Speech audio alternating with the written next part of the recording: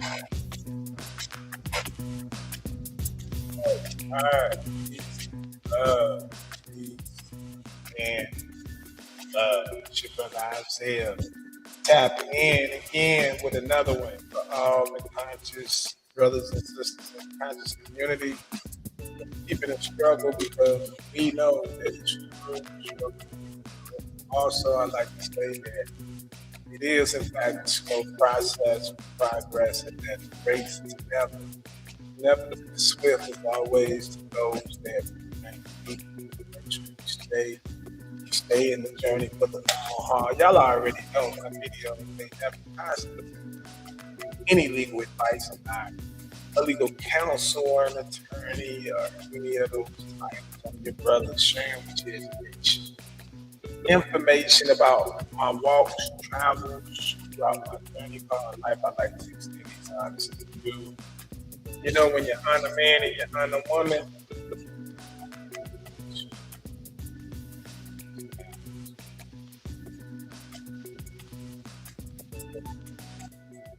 you honor yourself. And I like to give adoration to the Most High, head temple of my life, extend that same love, courtesy, acknowledgement to all its messengers and prophets. Peace to all of you. Grand rising to all the chosen and the woke ones in this day and time. Blessings to all of y'all, man. How y'all doing today? Myself, man, I'm blessed.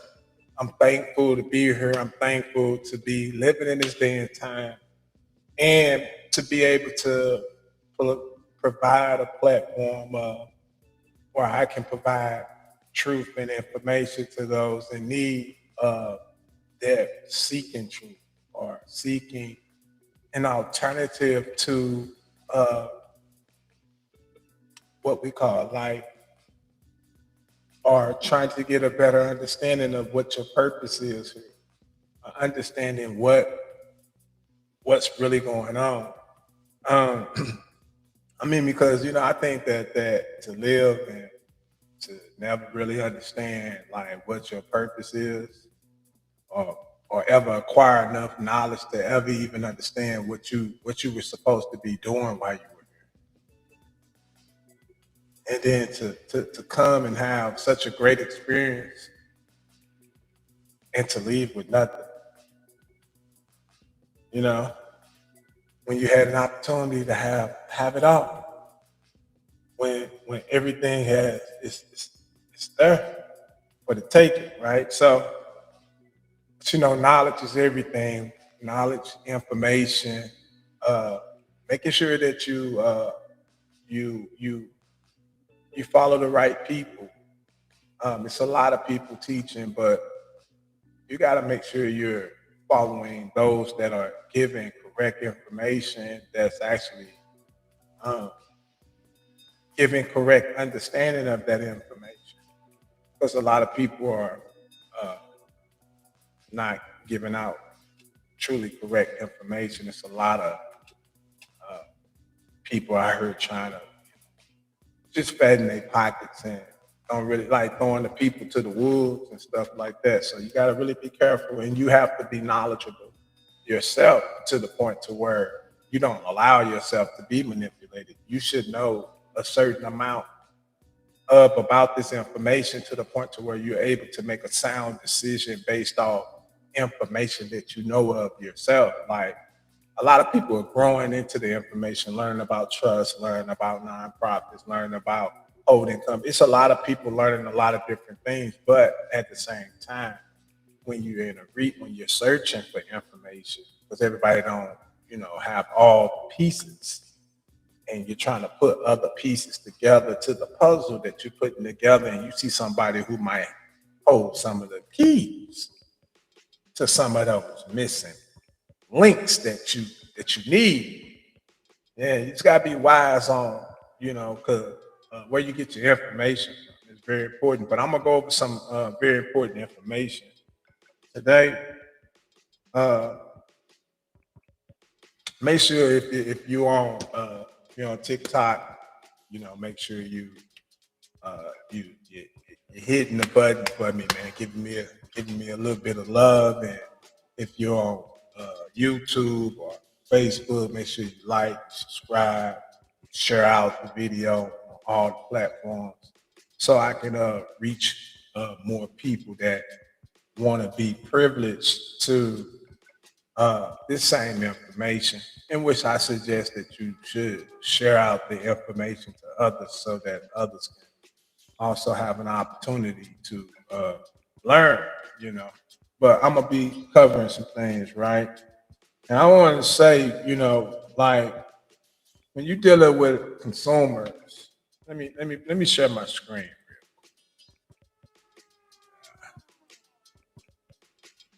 Yes. I don't want to I want to do that. No. Uh,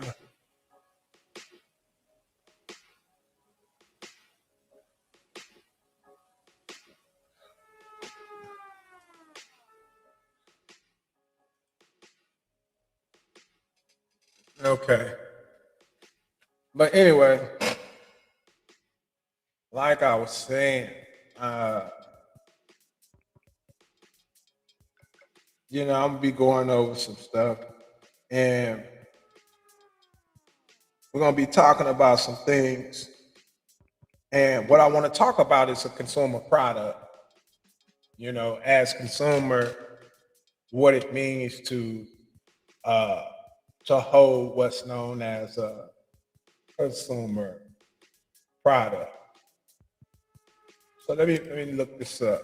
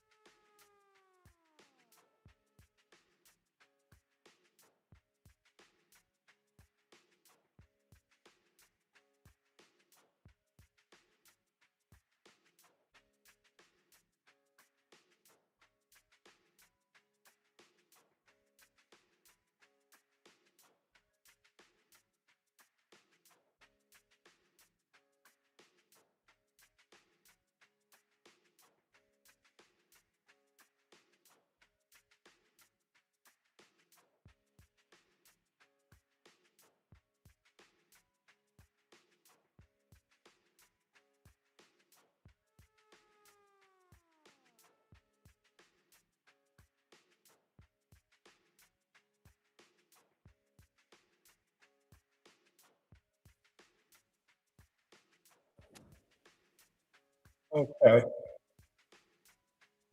Yeah, I'm back.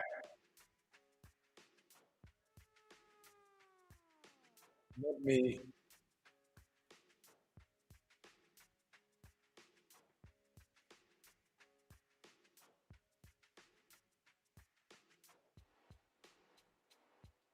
Yeah. Now we talking consumer product, right?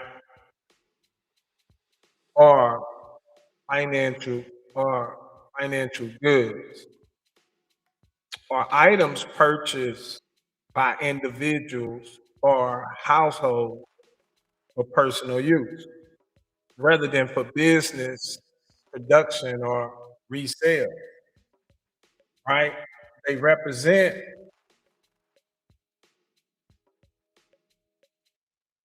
they represent uh,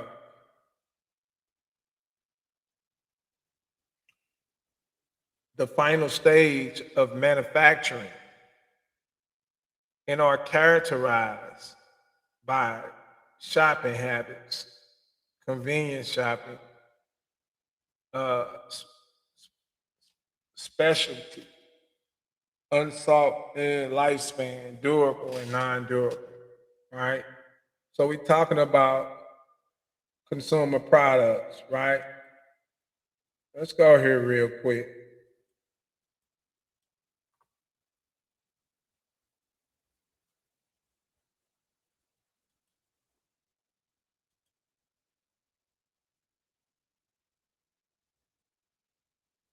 So A consumer product,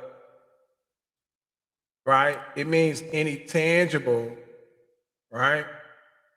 Personal property, which is distributed in commerce, which is normally used for personal, family, or household purposes, including any property intended to be attached to or installed in any real property without regard to whether it is so attached or installed.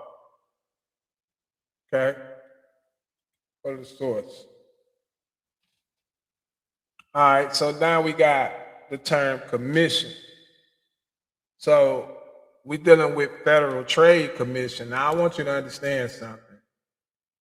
The reason why the Federal Trade Commission is even a factor, because you're in federal territory. You're dealing with federal obligations. The taxpayer is a federal employee, right, of the government. So when you understand that you're dealing with a federal, because the district, state where the person became a citizen is a federal state. In order for you to have citizenship, you got to be within the United States, is it within the District of Columbia, and reside in the state where you're born. All right. But the citizenship to the United States is more of a federal business relationship through citizenship, right? Which allows you to do business or acquire rights and goods and services. And when you understand why the Federal Trade Commission even matters, a lot of people deal with the Federal Trade Commission and don't think about the word federal, right? And you're not supposed to use this word unless you're actually federal. You know what I'm saying? Or it could be a act of deception, right? So the Federal Trade Commission, you're dealing with federal trade, okay? And the consumer means the buyer. And when a consumer buys, you got to understand that as a consumer, when you purchase something, your means of purchase is not for your product to be resold. Okay.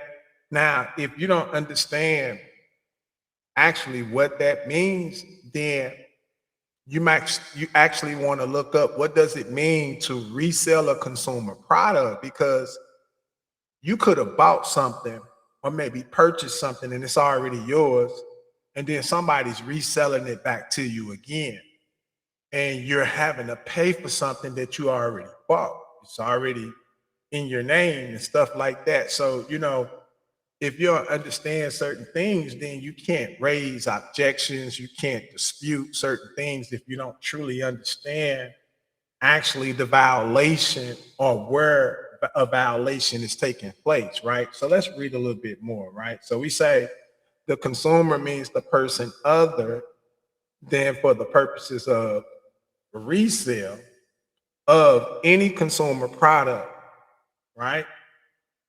And any person to whom such product is transferred during the duration of an implied written warranty. All right. Now we got some highlighted words that I'm gonna click on and we're gonna go into that's gonna give more significance and understanding as to what this paragraph is actually saying. And when you come here, see here at Building Better Minds, what I like to what our administration likes to do is we want to make sure that when you come aboard here and learn with us, that you're actually extracting from the information what you need in order to be able to properly process it, in order to take effect against it or utilize it for whatever purposes that it may be needed to read something and not really extract what's being said is crucial, because you need comprehension in order to apply methods, in order to take action. You see what I'm saying? And that's what we provide. We want to make sure that you are clear and that it's concisely understood as to what is actually taking place. Okay, so we're going to read this one more time. Right now, it says the term consumer means a buyer other than for the purposes of resale. Okay, and then we're going to look up what a resale is, right? Of any consumer product, any person to whom such product is transferred during the duration of an implied written warranty or service contract. So we got two highlighted words, written warranty and a service contract, applicable to the product. So this written warranty is applicable to the consumer product or the service contract. Whether it's gas, water, electricity, it's applicable to the product. Okay, understand what it's trying to tell you, right? And any other person who is entitled by terms of the warranty or service contract or under applicable state law to enforce against the warrantor. Now we got another word highlighted. It's called warranty. So somebody's gave a written warranty, and we're going to get into it. Or service contractor. Service contractor, the obligations of the warranty or the service contract. Now, we got some stuff we got to go into today. Like I said, we're going to talk about it today because we need to understand. All right, first of all, we got consumer. What is a consumer? Right? So it says a consumer means a buyer other than for the purposes of resale of any consumer product. Any person to whom such product is transferred through the duration of an implied or written warranty, right? So when something is transferred to you and it's a written warranty, amounts due, amounts to be paid, or it's promising rents or whatever it is that they gave you that you applied for, right? And then they made you pay it rather than give what the warranty provided, right? We're going to get to it. Right? It says our service contract applicable to the product, right? To what's the product? And any other person who is entitled by the terms of such warranty or service contract, right? Or under applicable state law to enforce against the warrantor. So you are the other person along with the consumer, right? Who has the rights to make the claim, right? The consumer is the person. The person could be the flesh, but the man or the intellect, the higher intelligence, the higher being within is the one enforcing the claim, right? So we got to understand what's going on, right? And the obligation of the warranty or the service contract, right? So we're going to go back. Let's go back. Now, we got consumer product, all right?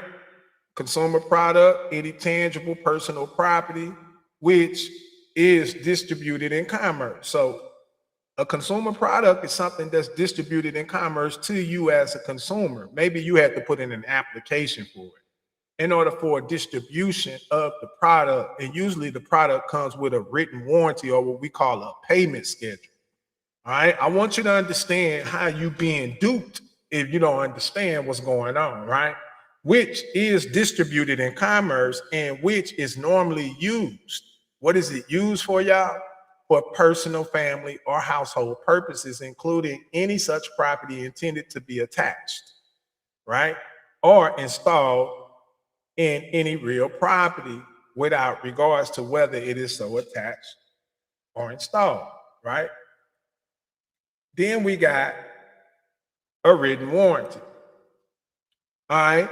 So a written warranty means any written affirmation of fact of a written promise made in connection with the sale of a consumer product by a supplier to a buyer, which relates to the nature of the material or the workmanship and affirms or promises that such material or workmanship is defective free or will meet a specified level of performance over a specified period of time. So you got an amount financed and the amounts are due to be paid on January the 5th. This date, you got the first payment of this. Okay, is it starting to make sense?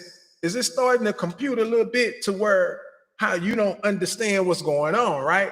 In any undertaking in writing in connection with the sale by a supplier of, right, a consumer product to what? What is he supposed to do, y'all? Refund. What is a refund? Have you ever looked up the legal definition of that word and to see what it really means? All right, so I'm just trying to make you think, just make you think, please. Y'all share out the live. Make sure you like. This is your first time, man. Tap in with me. I'm telling you, you better hit that subscribe button if you ain't never hit it in your life. You better hit it today, and you need to actually be following a man that's actually showing you truth. Like, you know what I'm saying? I got so much to give you, and you just need to, all you got to do is just sit here and pay attention and make sure that you give the same in exchange. And then I continue to give things like this in exchange, that we share the same love, because this is love right here. Believe that. All right. Because this right here, if you understand what I'm showing you, can actually free you from a lot of things you may be going through. All right. Because of your lack of understanding or lack of information. Okay. It says the product to refund or repair or replace. So they have to refund, repair, or replace, or take any other remedial action with respects to such consumer product, right? In the event that such product fails to meet what? The specifications set forth in the undertaking. So if I undertake a lease, then I expect rents to come out that lease. I don't expect that I have to pay nothing out my pocket. This lease should meet its warranty. It should meet what it specifies that it's going to do. Within a reading, it says which written affirmation, promise, or undertaking becomes part of the basis of the bargain. So have you ever looked up the legal definition of the word bargain? I mean, like, have anybody, has you ever looked up the legal definition of what it means to bargain? You'll be surprised, man, like what these words truly mean, right? Now it says between a supplier and a buyer for purposes other than resale of such product. So wait a minute. So you mean to tell me that when they do business with you and they give you a consumer product, they know that that product is not to be resold?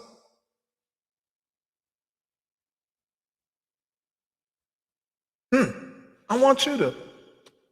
And then it says that the product that we call a debt is actually what? A written affirmation of facts of a written promise. So wait a minute. And then it becomes your promise when you sign it, right? To repay it.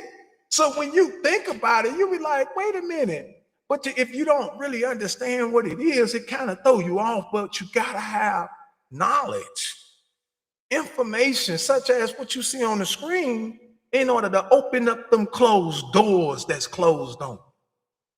See what I'm saying? Rather than somebody getting on here just talking a bunch of stuff, but he ain't showing you nothing. You see what I'm saying? Come out and support me. Come to my class tonight. You see? Yeah, they say the knowledge is free. It is free. It is free. My time ain't free. That's why I say give me something in exchange. Tap the screen, share the live, give me a like. Give me some credibility in exchange for what I'm giving you. That's only but fair. You see what I'm saying? Because ain't no telling. You can take this and use this for a lifetime. I guarantee you that once you understand what it is. But at the same time, I want you to be able to understand that we got to start giving each other the exact same thing that we expect in exchange. Is give and you shall receive. You see what I'm saying? And as you can see, I have a lot over here. Hold on, let me get. I have a lot. And this is just a piece of the puzzle. This a little piece I'm sharing with you today, because I want you to understand that certain things that other people may not be able to show you, that help you better understand actually, what we all be talking about when we say they supposed to be paying and all of this and that, right? So now we got a service contract. Service contract, right, means a contract in writing to perform over a period of time or a specified duration, services related to maintenance or repairs, or both, or some consumer of a consumer product, right?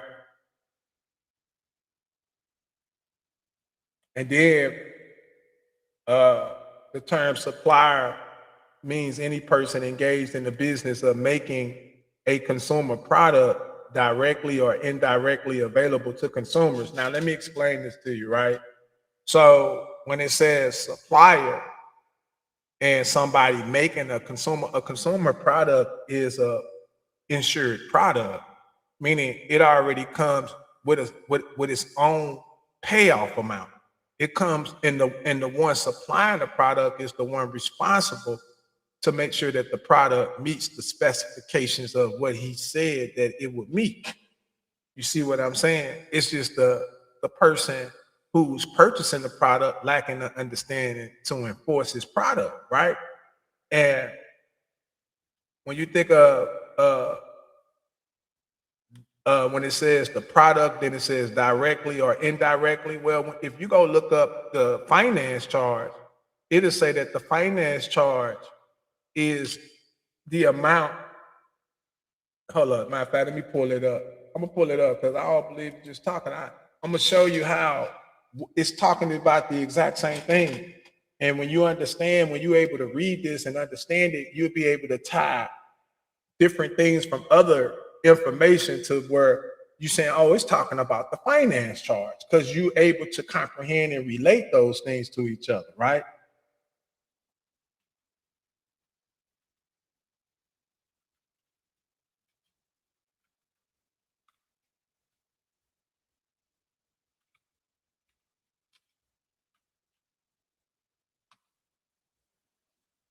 All right. So when we come here and we look at the finance charge, right? Now, what did it say? Hold on, let me make sure y'all can see my screen. All right. Now, when we go here and we look at the finance charge, it says, except as otherwise provided in this section, the amount of the finance charge, right, in connection with any consumer credit. See, credit. It didn't say cash, uh, debt, none of that. It says credit. All right.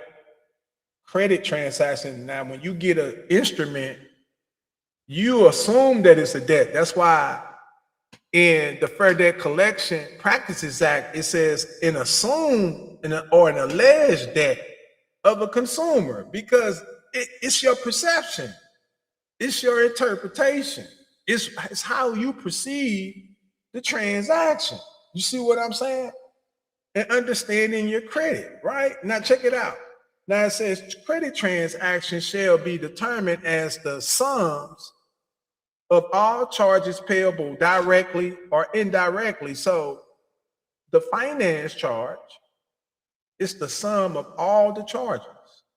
So that means the principal and the interest, or what they call income.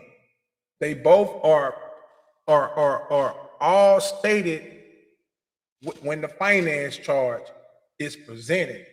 So because you got to think about it like this. So the instrument that you get, whether it's a lease, whether it's a license, whether it's a mortgage, it don't matter. They call that the principal. That's like having a dollar bill. Like presently, it holds the cash value of currency, right? So that's the principal.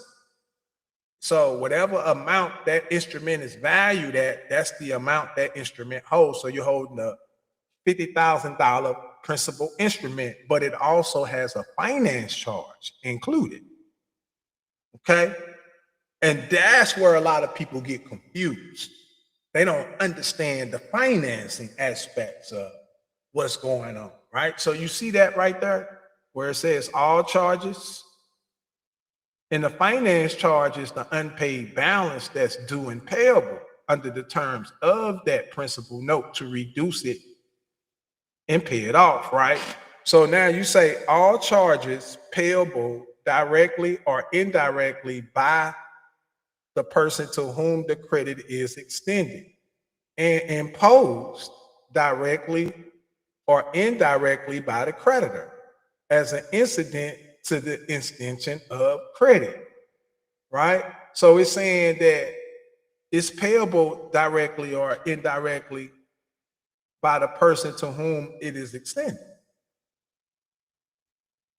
but it's imposed indirectly or directly by the creditor.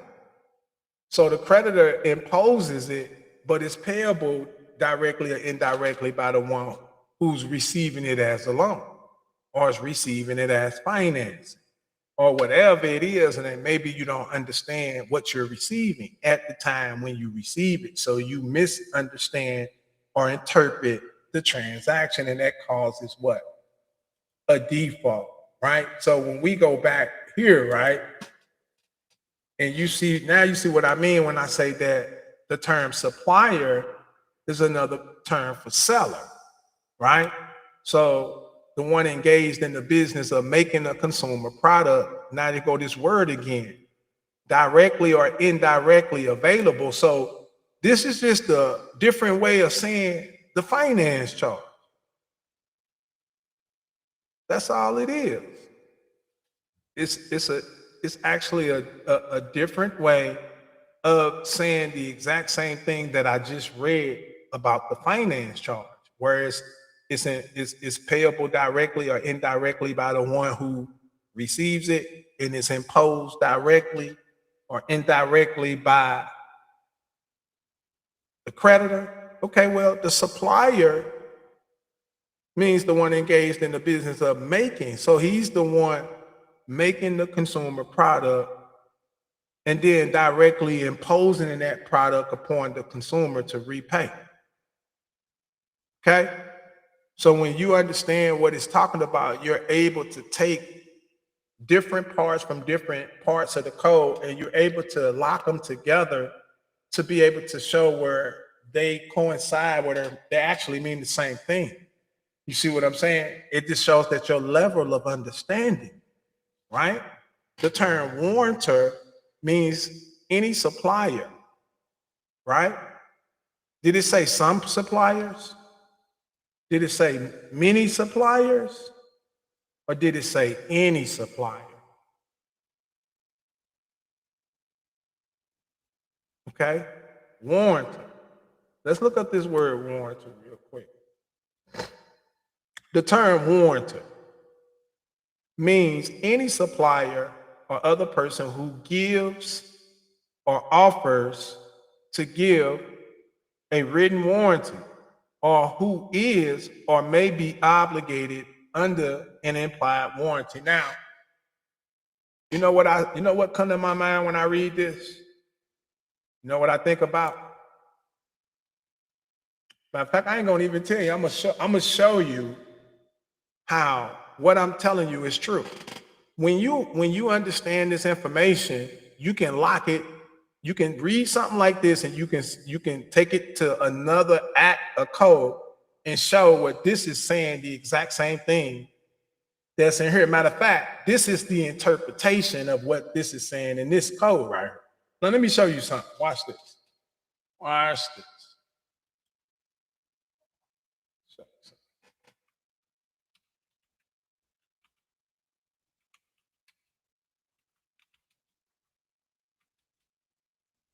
And y'all make sure y'all share the screen. Share out the live. Make sure you like. If this is your first time, please hit the subscribe button. We'd love to have you. If you want to know more about what we do, check us out at buildingbetterminds.info. We got a lot of info.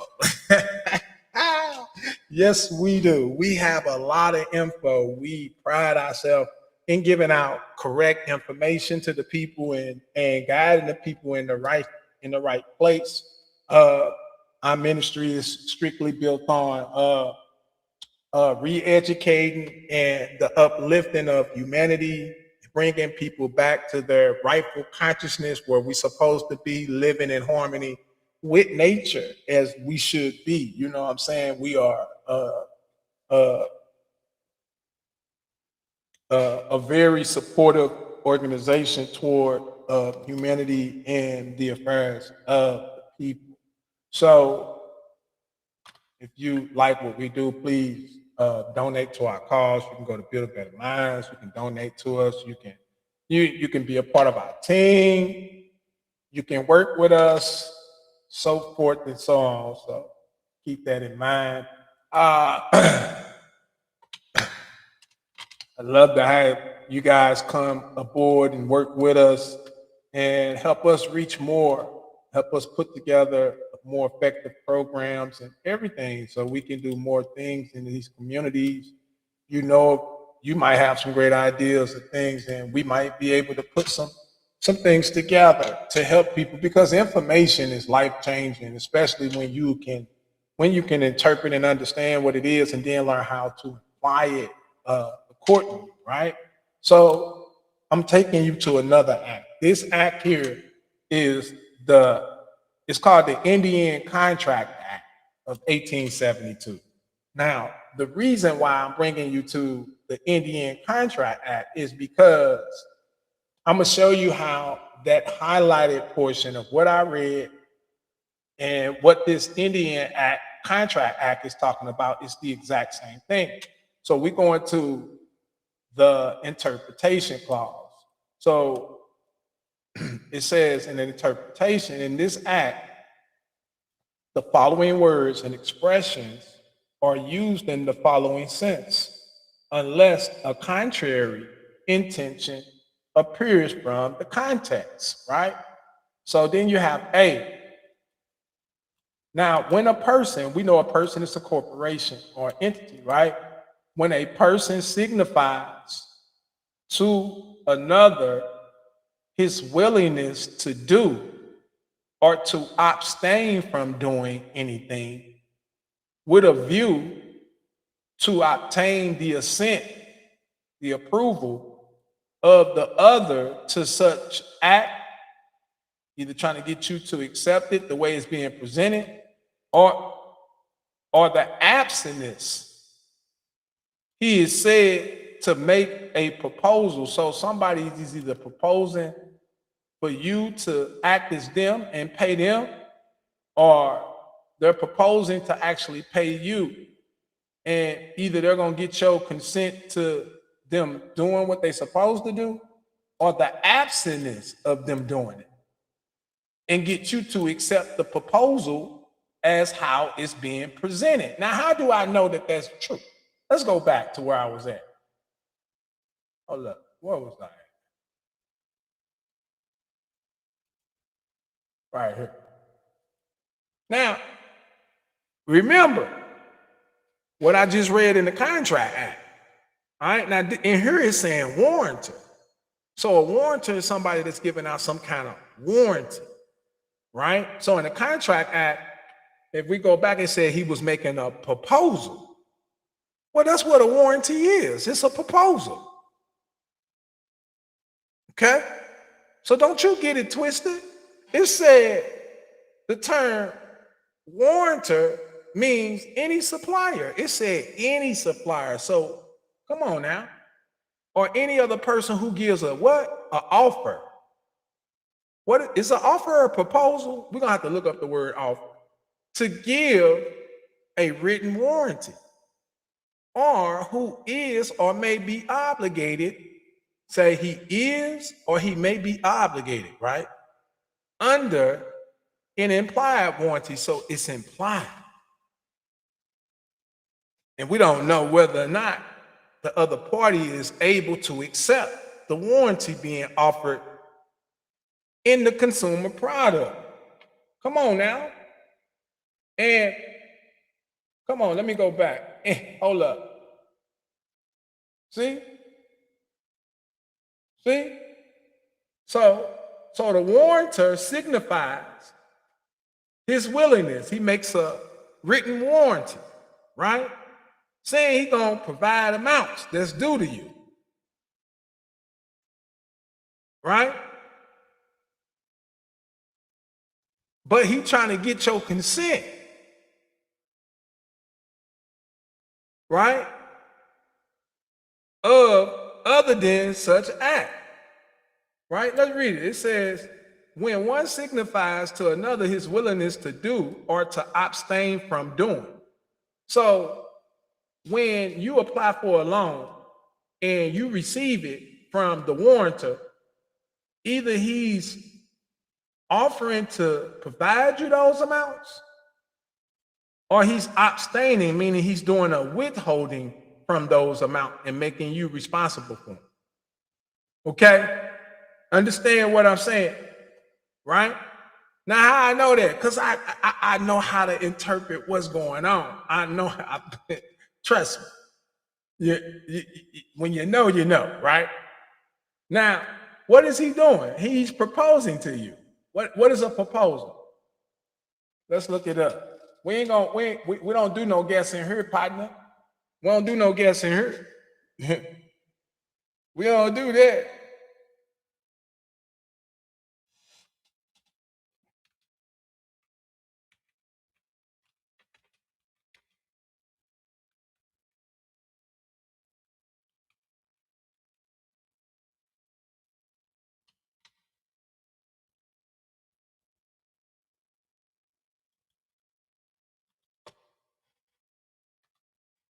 All right. All right. A proposal. Okay. See, we can't guess. See, you gotta know. You gotta know, man. You see, you can't be guessing. And you can't be rocking with them dudes that they don't know their time. We popping collars over here. Like for real. Because if your understanding ain't there, it don't matter what you know. For real. You got to really understand what's going on, right? Now, in law, a proposal is a form of what? What is it? It's an offer.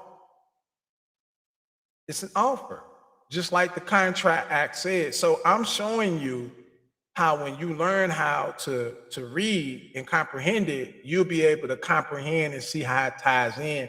And you'll remember, like, you see how I'm able to go to one place and go to another place and be like, that just goes to show you that my desire to learn, to comprehend, to know, and to be able to utilize the information, I got to be able to become one with it.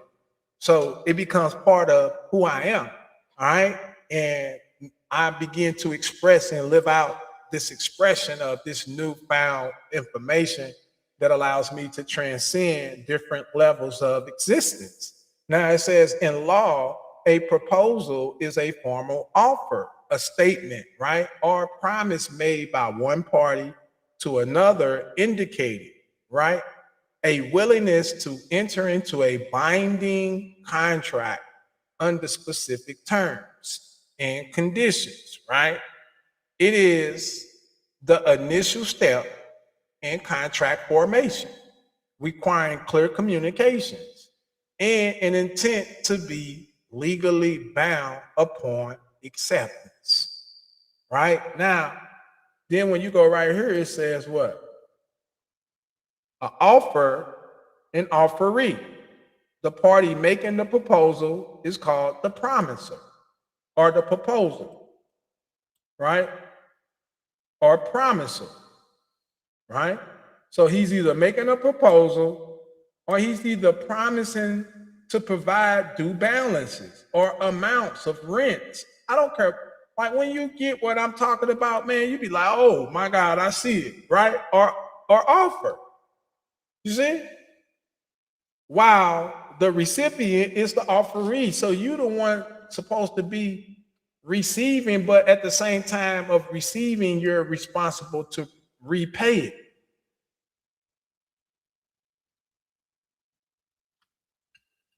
So you can kind of get twisted if you don't truly understand actually how the transaction truly works. But let's go back. All right, we'll go back. Go back. So we back here. So now we understand, and I just wanted to show you how, how they tied in. And, usually, you ever been to school, like when you're dealing with a teacher and they teaching and they breaking down something and they can take one sentence and be breaking it down for a whole hour. You be like, dang, we ain't even went on to the halfway through the paragraph, and we've been on this session for about 10, 20 minutes. He been breaking this thing down.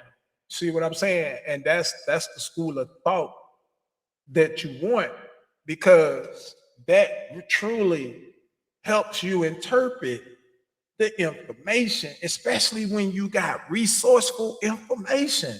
When somebody's providing you sound information where you got code section and you can go pull it up. He ain't hiding nothing. He ain't holding his hand back from you.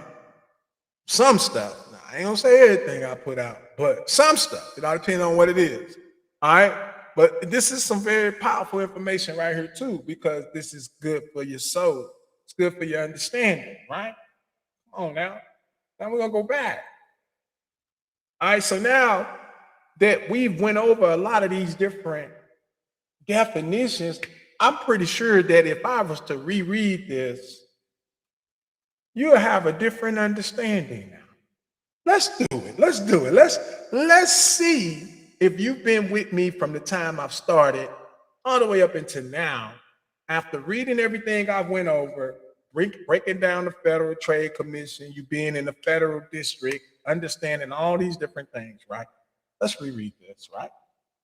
Now, the term consumer product means any tangible personal property, which is distributed in commerce, right? And which is normally used for personal, family, or household purpose. So now you know why I said why it's used. Why? Because they're not supposed to be reselling it, right? Including any such property intended to be attached to or installed in real property without regards to whether it is so attached or installed. And the term commission means the Federal Trade Commission. And the term consumer means a buyer other than for the purposes of resale of any consumer product and any person to whom such product is transferred during the duration of the implied warranty. So when you transfer it to a company or something, they're holding it throughout the written warranty, right? Or the service contract applicable to the product. And any other person who is entitled by the terms of such warranty or service contract or under applicable state law to enforce against the warrantor or the service contractor the obligations of the warranty or the service contract. The supplier means the person engaged in the business of making a consumer product, directly or indirectly available to consumers, right? So you know a consumer product is any product made where the consumer has no involvement in the making of the product outside of his acceptance of it. So like a lease, it's already put together, the terms, you got your name in it, it's already written. It's a product already pre-written and secured for the consumer's benefit. So it's already a warranty, right? So they're writing you a warranty. So it's already perfected for you. In our mind, we just been taught wrong. So we don't understand the warranty and the aspects of our acceptance of our rights to receive what's being offered to us in the products, right? And understanding what those products are, right? Those products, securities, right? Now, the warrantor means the supplier other than or other person who gives or offers to give written warranties or who is or may be obligated under an implied warranty. The term warranty means a written affirmation of facts, written promise made in connection with the nature. Now, in connection with the sale of a consumer product by a supplier to a buyer, which relates to the nature of the material or the workmanship, and affirms or promises that such material or workmanship is defect-free or will meet specified levels of performance over a specified period of time. Defect-free meaning nobody got no claims or no liens on it, meaning you should have the rights to take free possession and usage of the product. and any undertaking in writing in connection with the sale by the supplier of the consumer product to refund, repair, replace, or to take other remedial action with respects to such product in the event such product fails to meet the specifications set forth in the undertaking. So if you got a product and you understand that it was supposed to meet certain specifications of what's being specified in the product, and you've come to the understanding of what I'm talking about in this video, all right, let's look up this word refund. Refund, the term refund means refunding the actual purchase price. Now, what is the purchase price? We're going to get to that, right? Less reasonable depreciation based on the actual use were permitted by the rules of the commission. So that's why they have like rescission, things like that, because actually you have a right to rescind the obligation being imposed against you because you are the purchaser and you have a right to receive the purchase price. The amount you purchased it for is the amount you should be able to use it for. You shouldn't have to go to work to pay a price of something was purchased at a value. You should be able to give it back at the value that it was received at and be able to have a credit for that value. See what I'm saying? And so that's the whole purpose of them demanding that they refund the total amount of the loan, that you demand that the loan is outstanding, you dispute the loan in error and demand that the whole loan be refunded. You see what I'm saying? So that's the whole concept, right? Or that they repair or replace or take other remedial action with respects to such product in the event that such product fails to meet, right, the specified specification set forth, right? So that'd be like me disputing the lease and disputing that the lease is a written warranty of rents that specify the amounts, the dates in which the leaser agreed to provide to me rents. See what I'm saying? So I have a different perspective, and it's okay if you don't agree, if you haven't studied enough to understand these things, okay, to where you change the way you look at a thing because you've been taught wrong. Purpose. So somebody else can fatten his pocket whenever you default from an obligation that's set up for your benefit, especially when you understand that it's set up for your benefit, an undertaking in writing in connection with a sale by a supplier of a consumer product to refund, repair, replace, or take other remedial action with respect to such product in the event that such product fails to meet specifications set out in the undertaking, which written affirmation, promises, or other undertaking becomes part of the basis of the bargain between the supplier and the buyer for the purposes other than resale, right? So the written affirmation or the promise or undertaking becomes what? Part of the basis of the bargain between the supplier and the buyer. So if you're disputing anything or you're making any claims, it should be within the promise or the affirmation or the written affirmation that was given to you. Like they say, how do you dispute? How do you claim your rights on a lease? With the lease. How you claim your rights on an installment? With the installment agreement. If you don't understand what's going on, then you just lost. You enforce an instrument that you have in your possession. And when you understand what it is, okay? And a lot of people talk that talk, but don't walk that walk. See what I'm saying? I can show you and prove to you. You see, this right here is something you can't run from. You can't, come here, get over here. You can't run from this. You can't run from this. Go get your cousin, auntie, go tell them. Remember y'all said y'all didn't believe it? Tell them come up here and let me show them some things.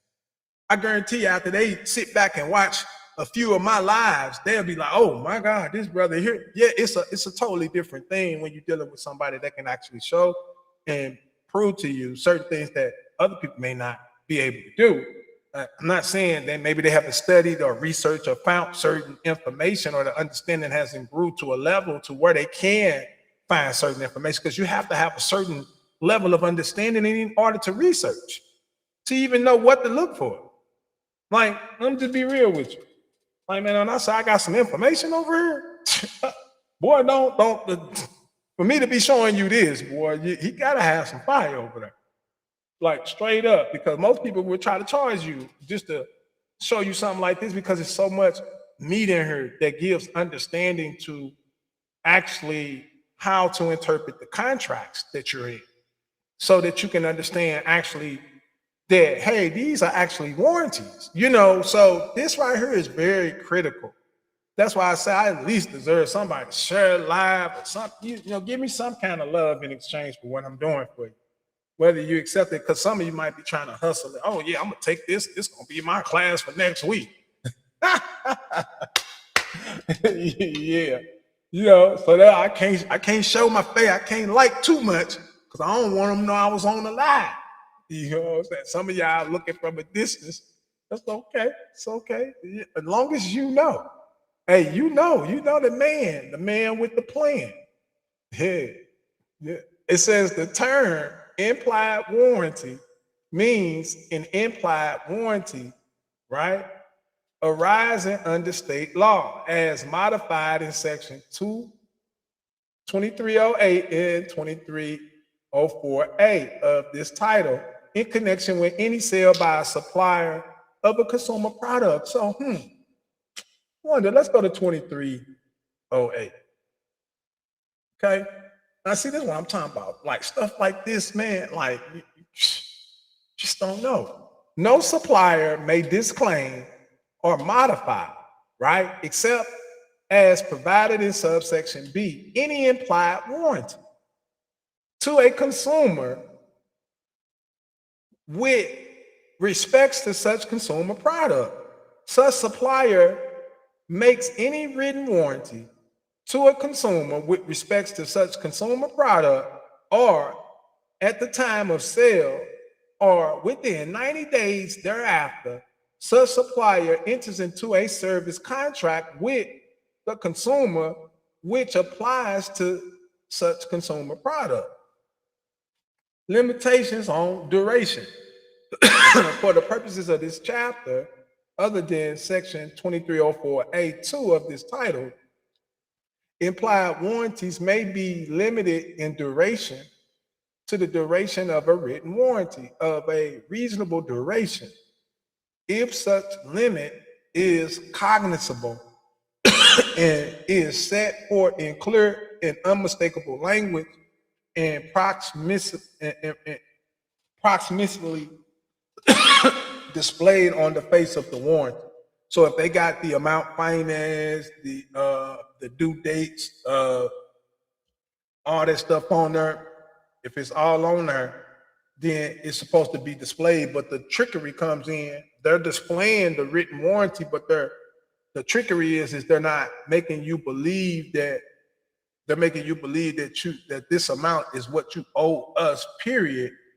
But they're not allowing you to know that it's also a written warranty of that they will be the ones to provide it.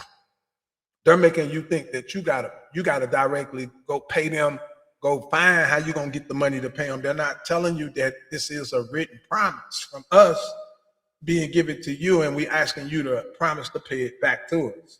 See, and that's a deceptive act. That's a deceptive practice. You see what I'm saying? When you understand, how easy it is for somebody to deceive you in promising to give you something, and when you don't do the right thing, they consider that as a dishonor, which gives them the rights to continue to proceed against you as if you unacceptance of the promise. So now, then we get to collect from you because you're not accepting what we're offering. Matter of fact, you don't even see your monthly bills and all that stuff as offers being made to you. You don't look at it in the right way. You're looking at things in the wrong way. So you deal with things incorrectly. But once you start understanding what things are, you can deal with it right. Now it says remedies, right? We're talking about remedies under written warranties, durations of implied warranties, exclusion or limits on consequential damages for breach of written implied warranties elections or refunds or replacements. So if you stop looking at your lease as a debt, if you stop looking at your mortgage as a debt, if you stop looking at your rental car as a debt or any service contract as a debt, and you start realizing these are written warranties being provided to you by the warrantor, who is responsible to provide every amount he states or he agreed to in his warranty, it'll change your life, man. It'll change the total perspective of how you deal with certain contracts and understanding your rights of rescission. You see what I'm saying? Your demands for payment. You see what I'm saying? Understanding what's going on, understanding that the bill is a misrepresentation of his obligation to you, and he's trying to get you to accept paying him. He's trying to offer you an abstinence of his performance to you, hoping that you will assent to it. Just like I showed, look, let me show it to you, just so you can see it. I don't want you to say, Brother Isaiah, he explained it to me. I did explain it to you. I told you what the bill was. The bill was an offer of his abstinence, of his obligation, right? When somebody signifies to another his willingness to do or to abstain from doing anything with a view of obtaining the assent of the other to such act or abstinence, he is said to what? He's making you a proposal. And if you keep the bill every month, that's an acceptance of his non-performance, because you're accepting non-performance. I'm done. I can't, look at this right here. I can't make it up, man. I can't make it up. Look right here. For settlement. All right, for settlement of objects and reasons for the bill, which was based on the report of Her Majesty, appointed, prepared a body of substance law for India, right? So a lot of these laws, it goes back into, and then we got what's called right here. See, you got what's called the by the Bears Laws Act. So you got what's called the Bears Laws Act. I'm gonna have to look this up real quick, but then you got the Transfer of Property Act. Now let's look this up. I'm gonna show you something. Now, just by me going into this act and properly doing my homework, right, it's bringing me to other information and other acts in which I can go and look into. And now I'm in another act, right? Now I'm gonna show you something. Now, of course, I've already read this act, but I just want to show it to you, right? All right, so you got mortgages of immovable property and charges, right? Rights and liabilities of mortgages, right? When you go down, we're gonna go all the way down to the starting of this, to where it starts. Watch this. All right, so this is the Transfer of Property Act. All right, so in the commencement, it shall come into force on the first day of July, 1882, extends in the first instance to the whole of India, right? And the territories immediately before the 1st of November, 1956, right? Let me get to where it starts off there, because I'm trying to get to where, here it is right here. Right? This right here is the interpretation clause. It's talking about immovable property. Does not include standing timber, growing crops, right? Or grass instruments. Instrument means non-testamentary instrument. Attest in relation to instrument means and shall be deemed always to have meant attest by two or more witnesses, each of whom has seen the execute sign or affix his mark to the instrument, or has seen some other person sign the instrument in the presence and by direction of the execute, right? Or has received from the execute a personal acknowledgement of his signature or mark, or of the signature of such other person, and each of whom signed the instrument in the presence of the execute, right? That's like executor. Execute is like executor, right? But it shall not be necessary that more than one of such witnesses shall have been present at the same time, and no particular form of attestation shall be necessary. Then it says register means registered in any part of the territories to which this act extends under the law for the time being enforced, regulating the registration of documents attached to the earth. Then it goes to like breaking down auctionable claim. Debt means a debt other than a debt secured by a mortgage, immovable property. Then it got,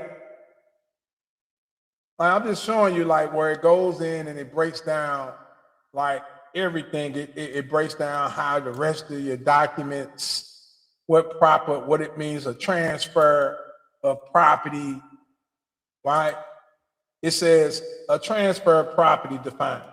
In the following section, transfer of property means an act by which a living person conveys property in the present or the future to one or more other living persons, right? Or to himself, right? Or to himself and one or more of other living persons. And to transfer property is to perform such act. In this section, living persons include a corporation or an association or a body of individuals, whether they're incorporated or not. But nothing herein shall affect any law for the time being enforced relating to the transfer of property to or by a company, association, or body of individuals. And then it goes into what type of property can be transferred, everything, right? So we're gonna go out of this, all right? I'm not gonna go into that. I'm just showing you where it goes.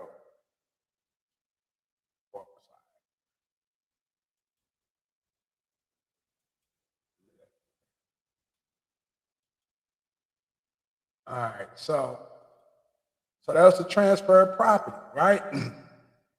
Now that came just from me reading this. Now I'm gonna show you something else real quick. Where did it go?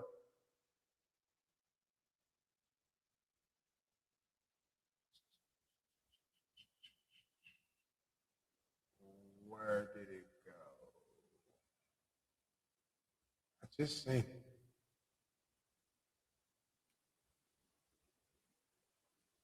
All right, let me look it up real quick.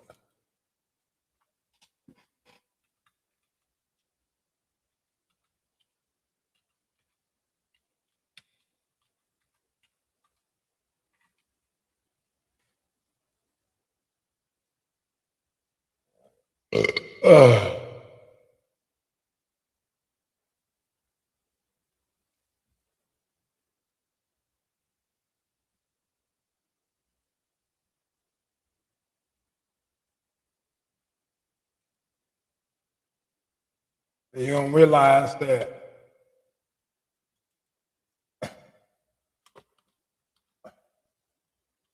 I think it was 1882.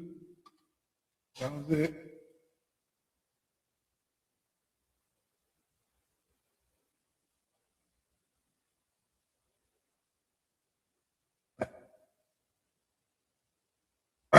So when you look up the Bearers Act, let me show y'all. So when you look up the Bearers Act of 1882, 82, the bearer, right?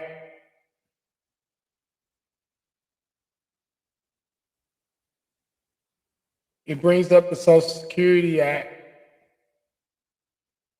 It's talking about certification for medical insurance, right? Insurance policies.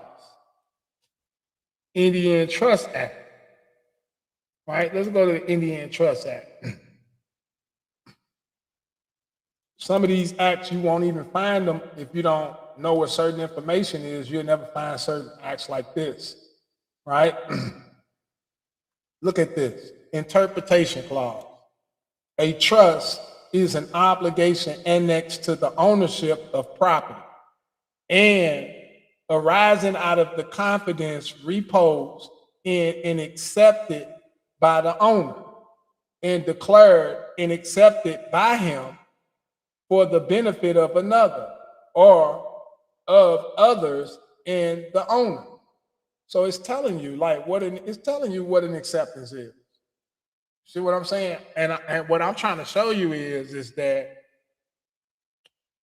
you won't find stuff like this. You got to be able to, you got to get your knowledge right, right? So you can actually, you be able to do this on your own. You don't need nobody to show you. Once you start learning, you'll be able to tie everything in, and then certain information will lead you to certain other information. Then you start finding stuff like this. You be like, dang, see, to somebody else, this right here is like, wow, man, this is nothing compared to what I got. You see what I'm saying?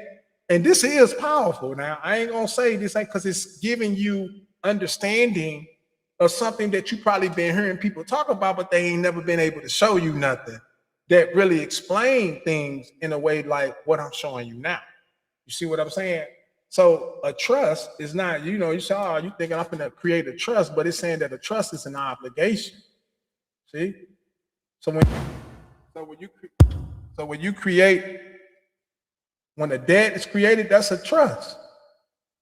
How you know? Because you're reading the Trust Act, right? It's the Indian Trust Act, and it is annexed to the ownership. See, annexed to the ownership of the property, and arising out of the confidence reposed in and accepted by the owner. See,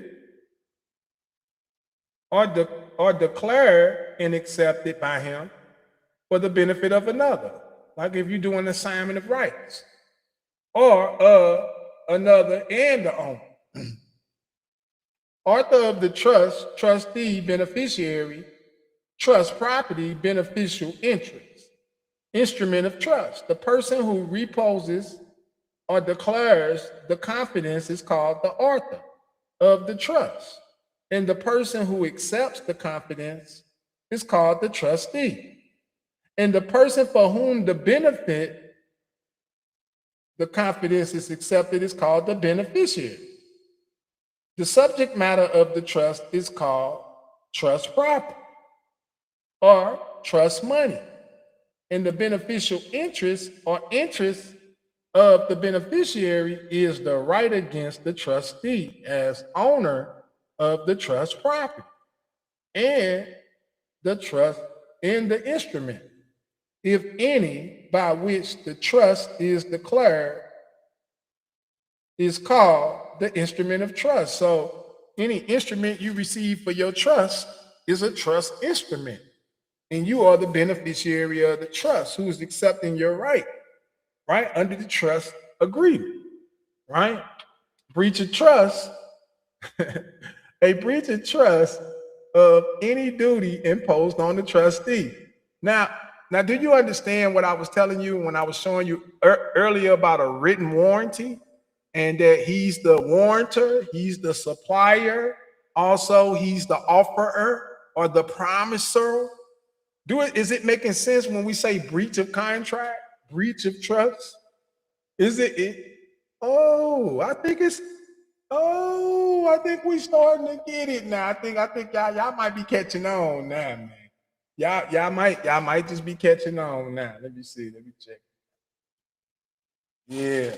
Okay, what's up, man? I'm looking at the comments now. See, y'all ain't really talking too much. Yeah, I'm on fire today, brother. Walking. Well, yeah. You waking up to all this illumination, right? Lord, I'm starting at the beginning here, just finishing the earlier live stream. Okay.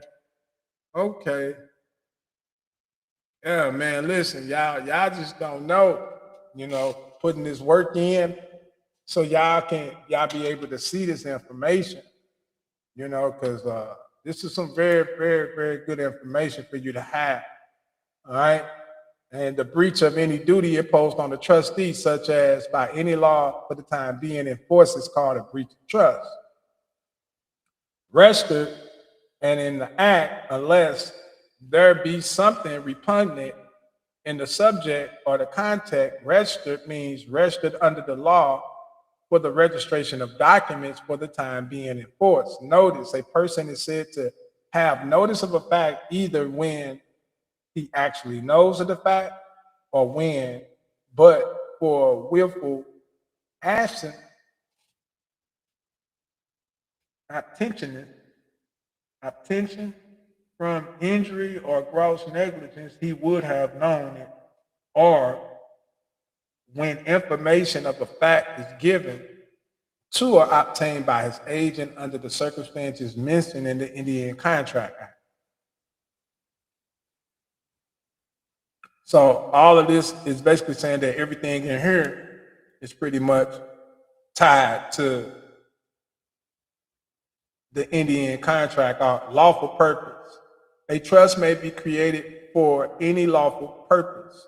The purpose of a trust is lawful unless it is forbidden by law or is of such nature, if permitted, it would defeat the provisions of any law, or is fraudulent, or involves an implied injury to the person or the property of another, or the court regards it as immoral or opposed to the public policy. Every trust of which the purpose is unlawful is void, and where the trust is created for two purposes of which there is lawful, which one is lawful and the other is unlawful, and the two purposes cannot be separate, the whole trust is void. Right? In this section, expression law includes the trust property is immovable and situated in a foreign country. The law of such property. Now it says A conveys property to B in trust to apply the profits to nurture of female foundling to be trained up as prostitutes, and the trust is void. A bequests property to B in a trust to employ in carrying out smuggling business, and out of the profits thereof to support A's children. The trust is void.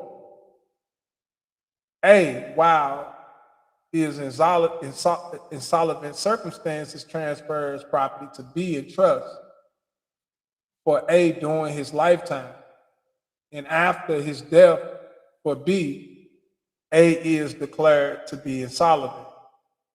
The trust for A is invalid as against his creditors.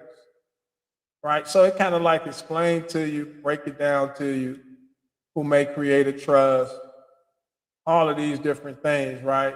And this is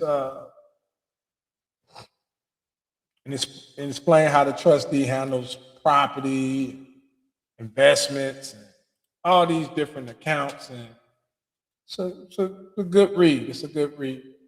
All right, so I'm gonna stop right there, man. I'm gonna stop right there. Yeah, so I went over, pretty much went over some good information for you guys, man. Y'all go back and check out and read, understanding what a written warranty is, understanding that when you're entering into an agreement, right? Especially with any lender, any seller, any insurer, you got to understand that those are warranties that you're receiving from them. You know, nobody can approve you for financing and then come to you and tell you you approve for the financing and never actually provide the financing that they say that you are approved for. Instead, they provide you with the instrument which shows how much is owed and how much has to be paid, saying how much you got financed for and all of this, and that. But somehow you end up having to pay that amount where I actually receiving it. Because if you would have actually received it, then it would be being applied toward that loan that you signed.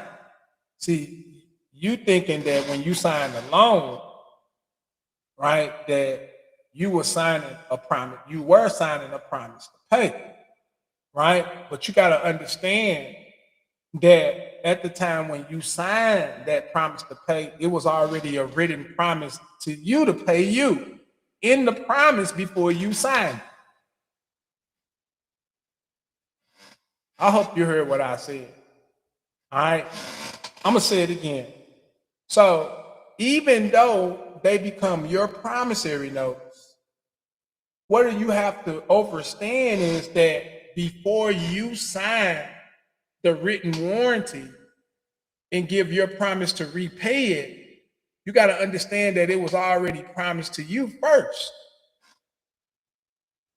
as a warranty that you will receive this amount.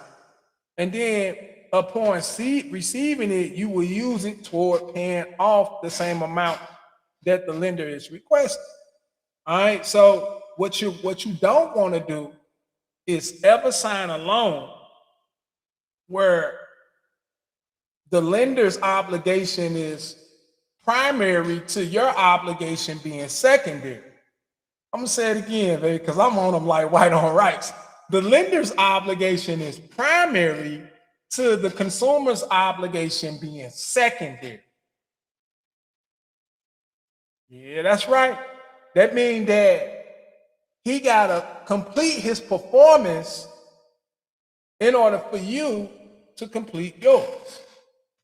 Because you being able to perform is not independent of his performance, meaning you're depending on the warranty to be provided as stated in the document so you can use it toward paying it off. Now can I prove this to you?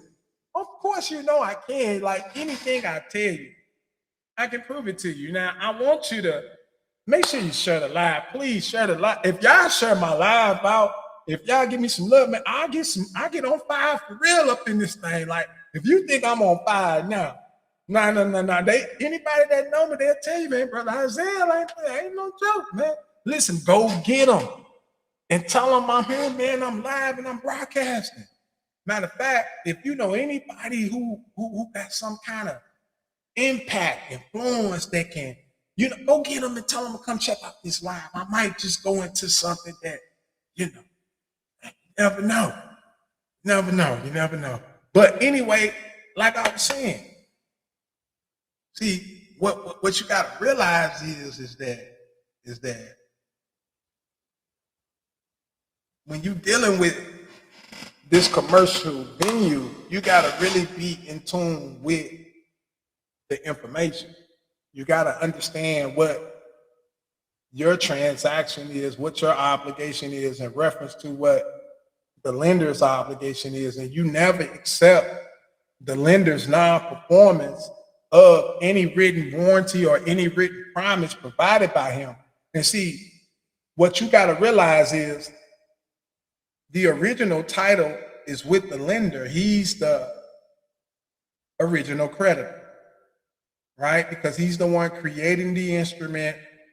He's the one drawing up all the terms, the conditions. It's all being manufactured by the lender, which makes it his document, makes him the creditor, right? Now, you are a purchaser for value, meaning you give value in exchange for your rights to receive a consumer benefit. So in order for you to purchase the rents and the lease, you have to give value. In order for you to purchase the installments in the installment agreement, you had to give value, and then there was a purchase and exchange that took place. It's very important that you understand your rights and that you understand contracts. Because failing to not understand like what's happening is detrimental to the outcome. So when you sign and you taking possession of goods, you got to know these goods in your possession.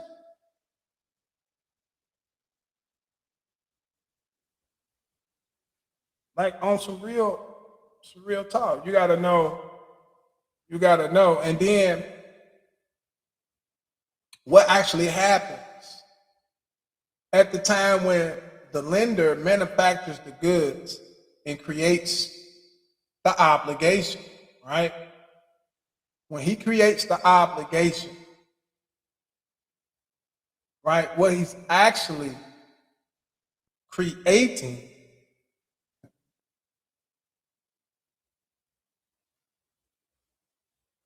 is his obligation as the creditor. Because if I pulled up in the Fair Debt Collection Practice Act, it's going to say the creditor is the one who creates the debt, and ultimately the obligation is due to the creditor. So it's his obligation. He's the creditor, but everybody keep telling you the creditor. No, you're the purchaser for value. You purchase rights in the debt.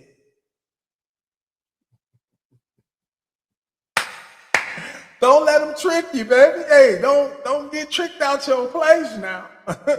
Understand your place and stay in your place. Okay? I'm not saying you're not a creditor, but in the transaction, the way it's designed, no, baby, he's the creditor. You're the one borrowing, receiving. You're the promisee, the offeree. Run the play, partner. Run the play. I'm ready. Let me stop. But you get what I'm saying, right? So, in your position, what you want to make sure of is that any warranty or any offer provided by the lender is being accepted before you become obligated to the performance of his obligation. You see what I'm saying? Now, why? Because he's on the hook first. Your obligation is secondary. Only way he gets off is if you default and don't accept his obligation.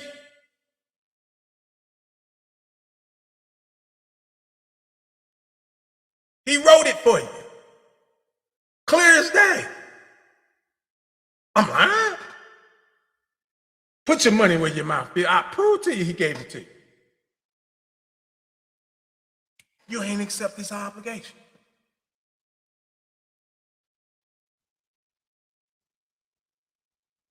Then his obligation became secondary.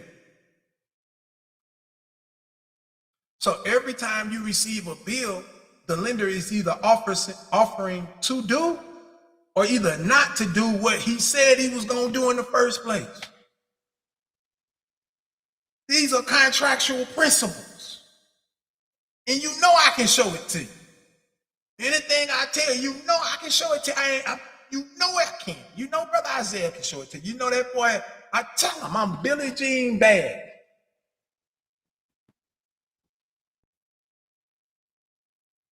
Billie Jean bad. So your job is to make sure that he does what he said he was going to do. What he said he was going to do, y'all. If he provided you a lease, he said he was going to give you rents. Same thing if he gave you a rental agreement. Where the rent's at? It's a written warranty. Financial obligation.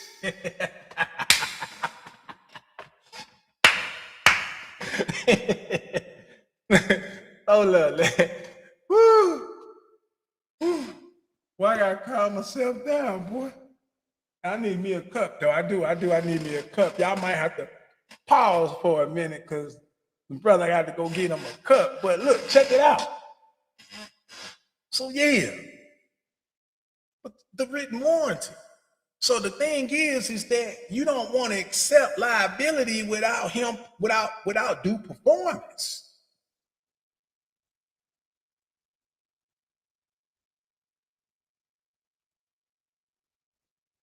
We need due performance, man.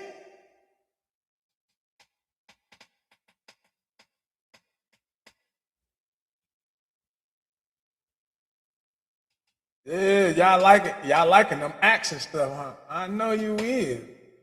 You know, you is 29 people on here, man. Yeah, man. Make sure you share. Make sure you like. If this is your first time, please subscribe. You know, I need more. I need more y'all engaging. Come on, man. Like I said, you engage with me, and I engage with you. My time is precious and very enlightening. So when you're doing time with me, you're doing great time because I bring a lot to the table. Okay?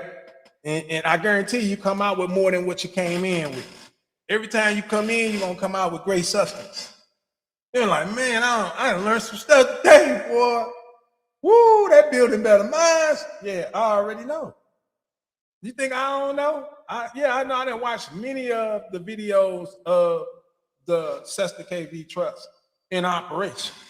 And I had to sit back and look at the trust myself and be like, boy, that's a cold demonstration, right? That's a cold demonstration to sit back and watch the trust. Meaning I can record the trust while it's in action and then sit back and see how the trust manifests itself in flesh. Like, wow. Man, like that's a beautiful thing, man. When you understand that, you know, your total existence is a flesh, that being alive is a divine right. Did you know that you have a right? Because divinity, just you being alive alone is a divine right. And in that divine right, all other things attached to it. Only way you don't have the divine rights that are in store for you if you lack knowledge, wisdom, and understanding.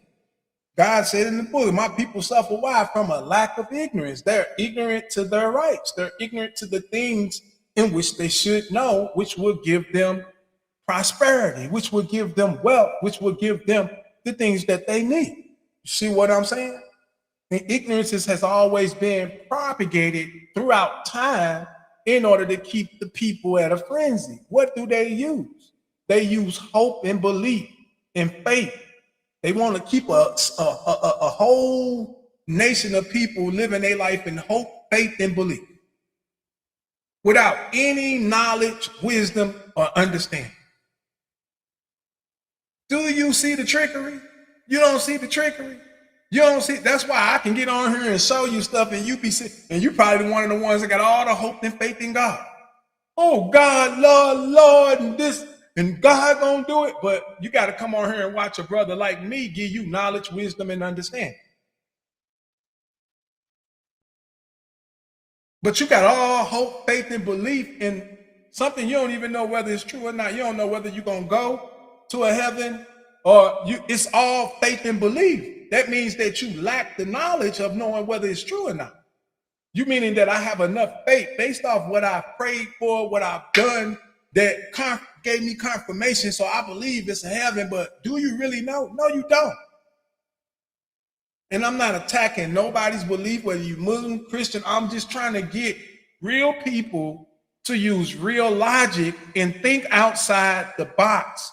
If I wanted to keep a people blind, deaf, and dumb, like the Bible said, it said blind, deaf, and dumb. right? What do?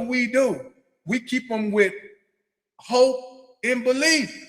We keep them in a system where they constantly believing and hoping and praying for things to get better, right? And then what do we take away from them? Knowledge, wisdom, and understanding. So they have no knowledge of wisdom and understanding of nothing. Cultural, how to till the soil, how to do anything. Which will make you what? Subservient. Oh man, I'm gonna get a job. Job is just a higher form of servitude. It's just a formal form of slavery. Oh my God, because you can do the same thing the next man could do. So it's crazy. It's crazy that we don't know the things that we should know, and it's right in our face. You know how many people I know got a bank account and don't know that they're supposed to collect on those deposits they make into the bank account? You meaning if you put 50,000 in this year, you're supposed to collect 50,000 from the bank? The bank's supposed to pay you for borrowing $50,000 in funds. All your deposits are supposed to be insured by the FDIC. The bank is supposed to be an insured institution. I can pull it up and show it to you right now. You know, anything I say, you can pretty much cash it in. It's gold. You can't prove me wrong. You can only educate yourself messing with me. That's all you can do. You're not gonna be able to prove me wrong. You're gonna be able to go and look us out for the show, and you're gonna be like, dang, he ain't lying. No, I ain't lying. And you say Jesus walked on water. You dummy.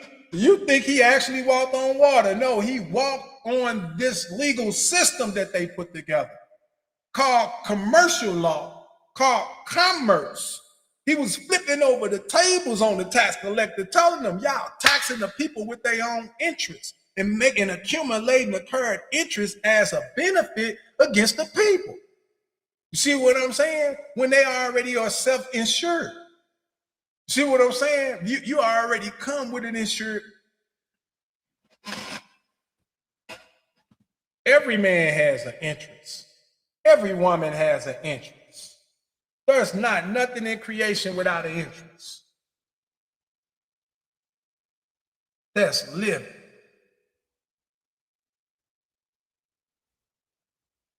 They say, oh, it's wrong to kill a dog.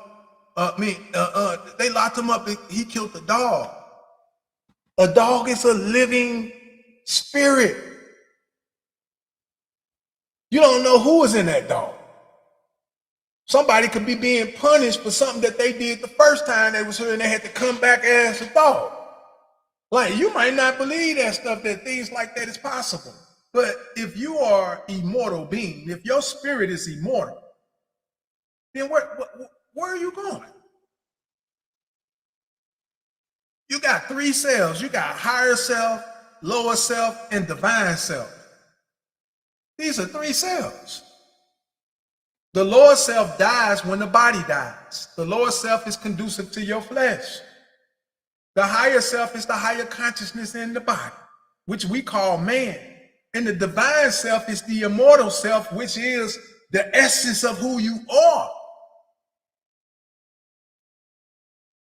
Like, and you can't get around that. That's why you got first person, second person, and third person. Like when you start putting it together and you start realizing, like, you be like, damn. So your whole life you act as first person. You never took on any other person that you could have put. You never took on another role. That you could have been a CEO. You could have been an official agent of an office or something, but you never put yourself. You are a divine creator. What I mean, they say the divine creator. Who is the divine creator? You are. You are a divine creation. And you are a creator and a maker.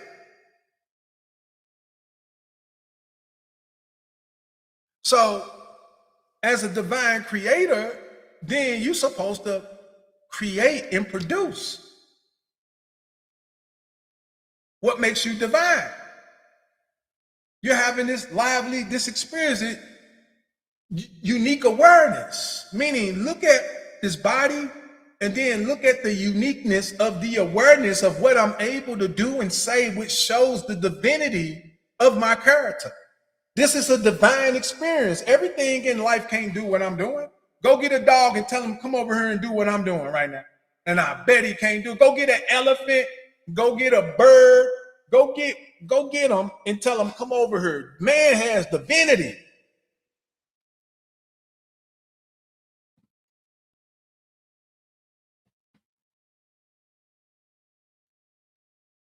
It's something greater in you than what you see in this damn world.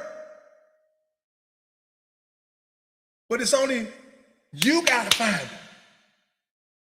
You can't keep looking at, you can't blame your pastor for your shortcomings. Because you saw what pastor such and such told me. You got a brain, you better use it.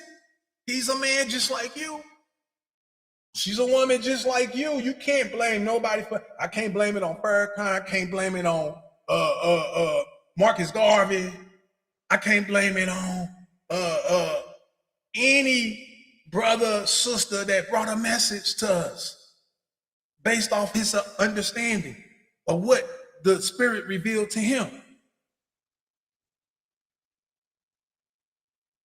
My job is to take what they give me, just like the butterfly or a bee, extract from each the pollen from each one of them and add them to myself.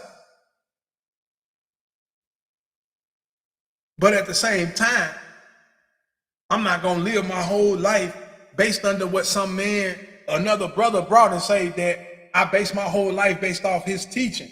And then if my life don't go the way I wanted to go, then no, when I've been given this good blessing for myself, I'm going to learn from everybody.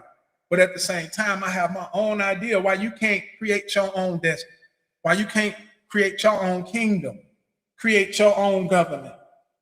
We should all be able to, every man has the same right. No, you can create a government and I can too. We can do anything we want to do. Ain't nothing that one man can do that another man can't do. You can have your own currency. If that's what you want.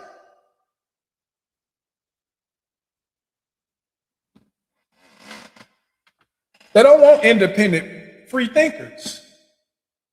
You're too much of a threat, nobody wants competition.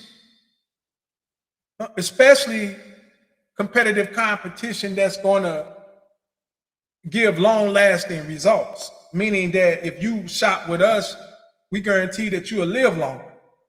We guarantee you that our products are free from all the pesticides and all the different things that affect and kill off.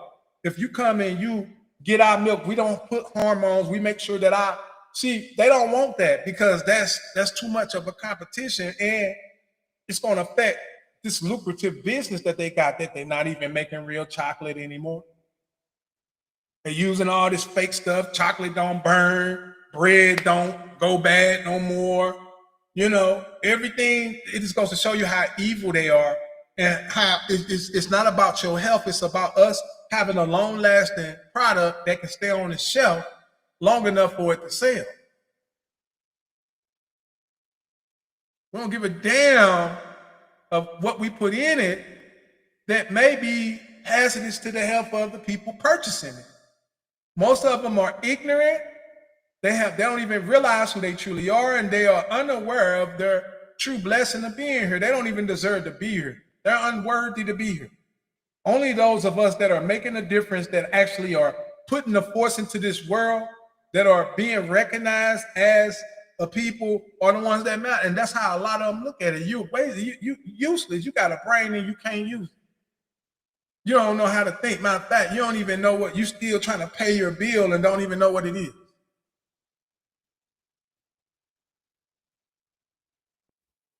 That's how they look at you. You go on them talk shows and I be seeing them, they be like, oh, thank you, I won. Yes, thank you, yes. They be like, what you gonna do with your money? I'm gonna pay off my student loan. The dude running this, the host of the show just be looking at them, because they know the truth. They know, like, You gotta pay off a student loan. Why should you have to pay off a student loan when it's a written warranty to you?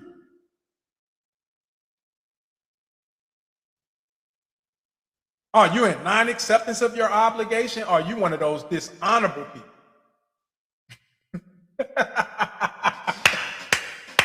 I just want you to see it for what it is, because once you open up your eyes and you begin to see that, you'll see who the real problem is. The whole time, you're looking at the wrong person. Let me see something before I get ready to go. One more thing I was going to go over before I go. Let me see where it's at. All right, here. Let me see. Am I back? Can't even tell.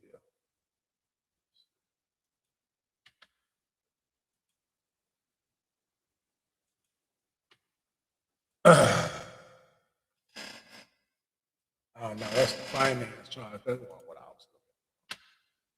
All right, so let me get back to this right here real quick.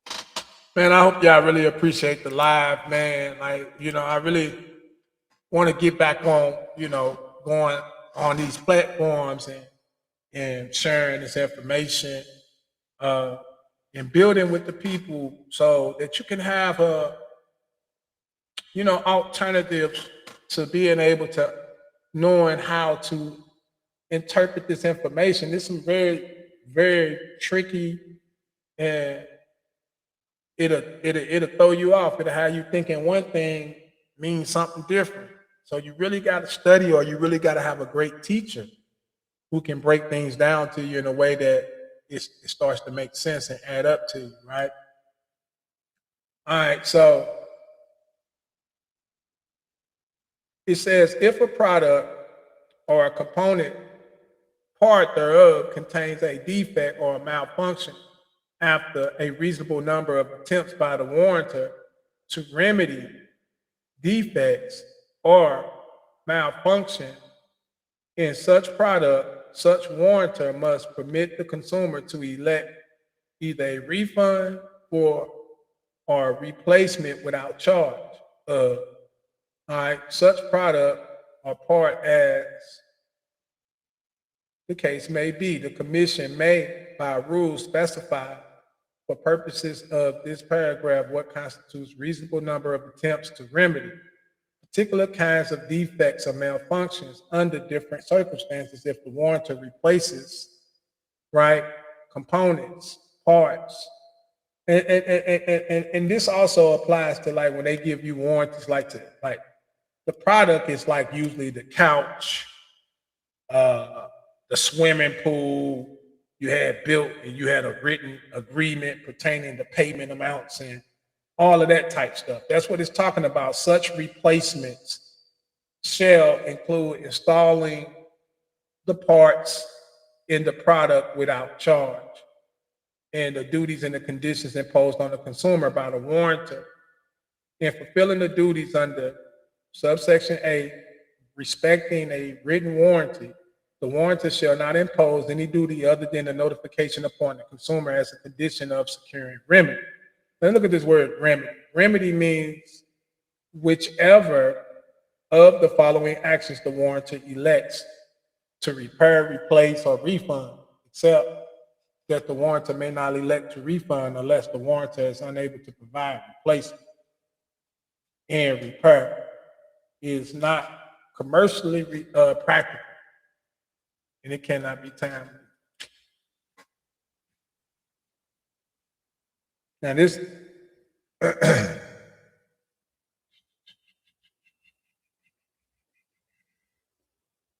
me see real quick. Remedy without charge. All right, because I don't want to go too deep. I just wanted to see, because there was something else I had, but I must have.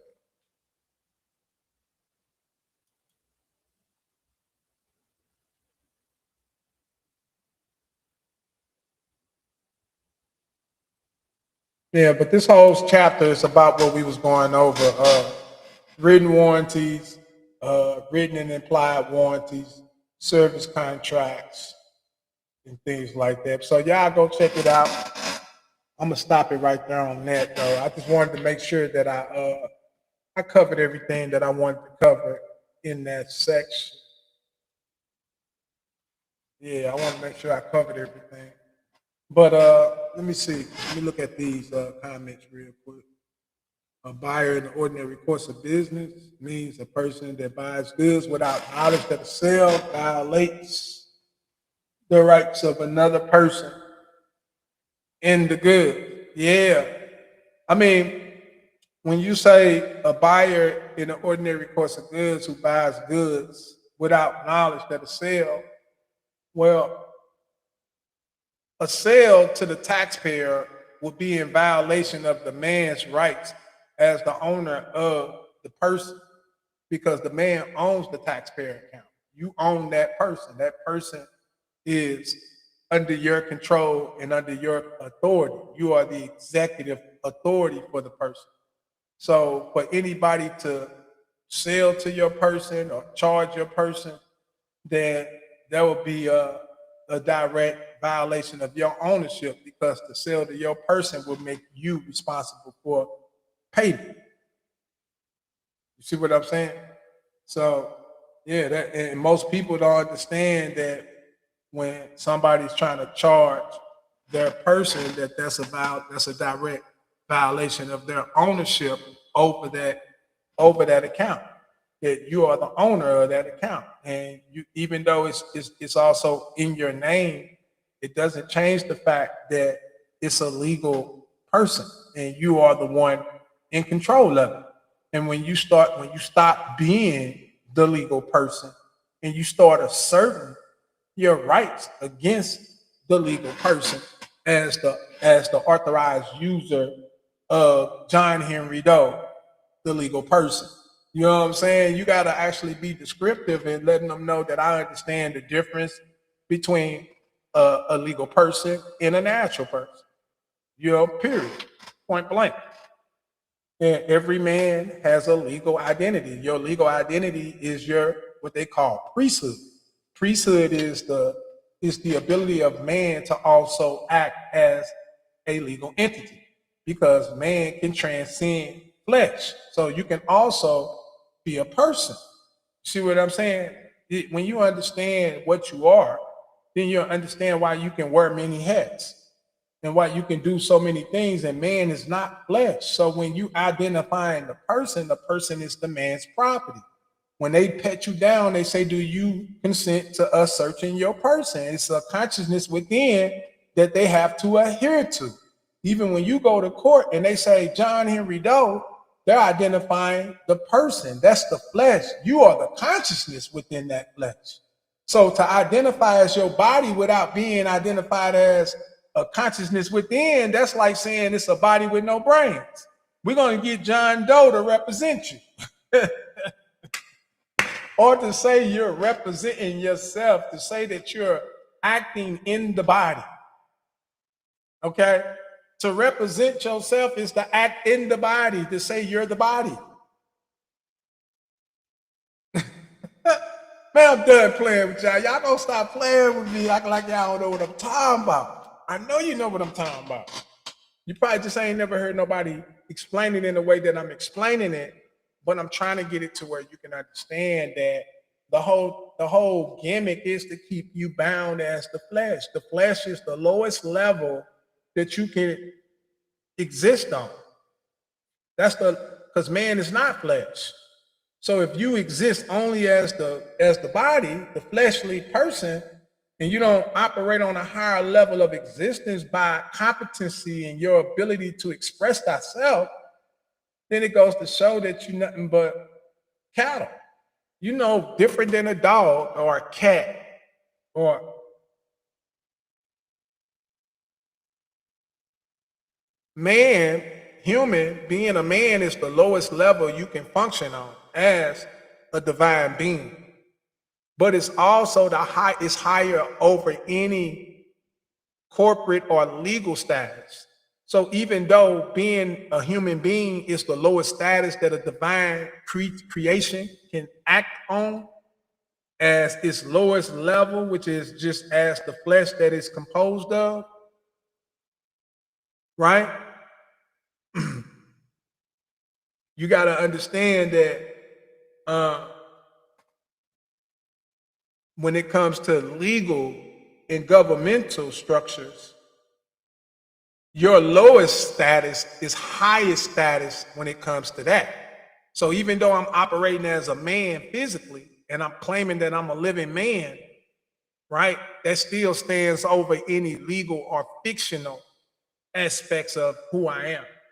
So it's still, being a man still more powerful to any corporate or legal, but at the same time, it's the lowest state of existence that a man can exist on when you have higher self and divine self. So you have other selves that you can impose yourself up and act out of those selves, out of those different parts of who you are. And just to be stuck on one level is not, yeah. So, and a lot of people don't really get that, and that's what it's all about. Like when you go into court and they call it a name out, it's all about how you operate, what level of, if you're competent and you're not a person, then your actions will prove it. The things you do will show that you have the authority over the person, or you will be a plaintiff against the same person in a plea, right?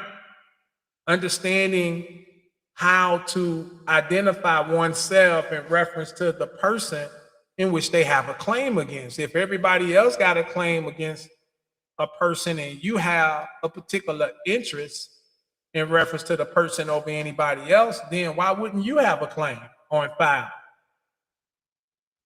Identifying yourself as a plaintiff against the same person. Unless you are if you're not the person, then what you afraid? Why you can't identify yourself then? Well, I mean, somebody help me understand it. Somebody help me understand it. And a legal name is an administrative name. It's a name used for legal and administrative purposes. So when a man has a God-given name given to him by his mother and his father, and that name is entered into a registered system, and that name becomes registered, and a legal character is created from the registration. The legal character sits over the child as identity.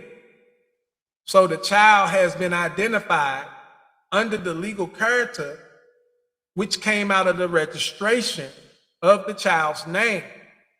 This is a deceptive act in practice to cover up the child's true identity and to lose the child at sea. Because the form and the documents all would have the registered name of the legal character created that the child is authorized to use in the system as his identity. If the child is unaware that the legal character is some sort of agency or entity in which he's in relation with as his identity in order to purchase goods and services, he will become bound by his usage of the mark, not understanding what it is. The book told you you weren't going to be able to buy, sell, or trade without the mark. The beast is the corporation. The corporation has always been the beast. It's always been corporations. It's always been agencies that have always warred against the interests of the people. You got all these big medical facilities warring against our health. You got all these companies that's doing this. Understand what's going on. So you understand who the enemy is. The enemy has always been the corporation, the agency, and it swallows you up by making you a servant. Servant is another word for citizen. Citizen is one who owes allegiance to a particular state or government in service of his government. God said, be in the world, but not of the world. So those of us that are conscious, those of us that are aware, we're in this world, but we're not of his acts and his deeds. We live outside of the ramifications of what everybody else doing does. We don't identify as persons. We identify as executors or officers of our persons. Who has the legal authority to control and manage those persons? We're not under no spells, no curses, through no birth registrations that have been used in order to imprint our souls on it so you can do rituals against our souls, hoping that you can bind us to an identity that would identify us less than man. We're not going for that no more. It's over with. Your spell has been broken.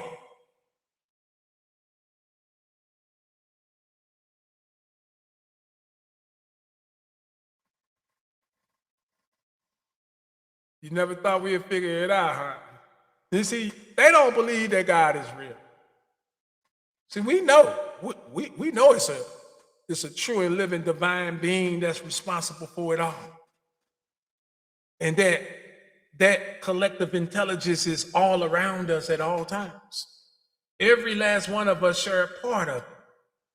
And the higher we grow in knowledge and wisdom and understanding, the more we become closer to that collective intelligence.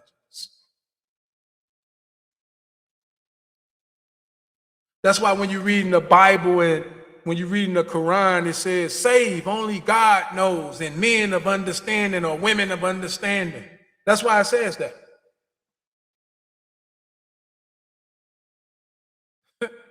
Understand that, man. It's a collective intelligence out here. And that's why people don't understand what commerce is. They don't understand what it means to be in a civil war. They don't understand that civil war is not a physical war. That's not what a civil war is. And because you're in a civil war, you don't realize that there's an emergency going on in the United States because you don't understand civil matters. So you don't understand. Let me show you. Watch this. I'm finna prove it to you. Look. Why did I say I'm Billie Jean bad? I'm not playing with you, man. Watch this.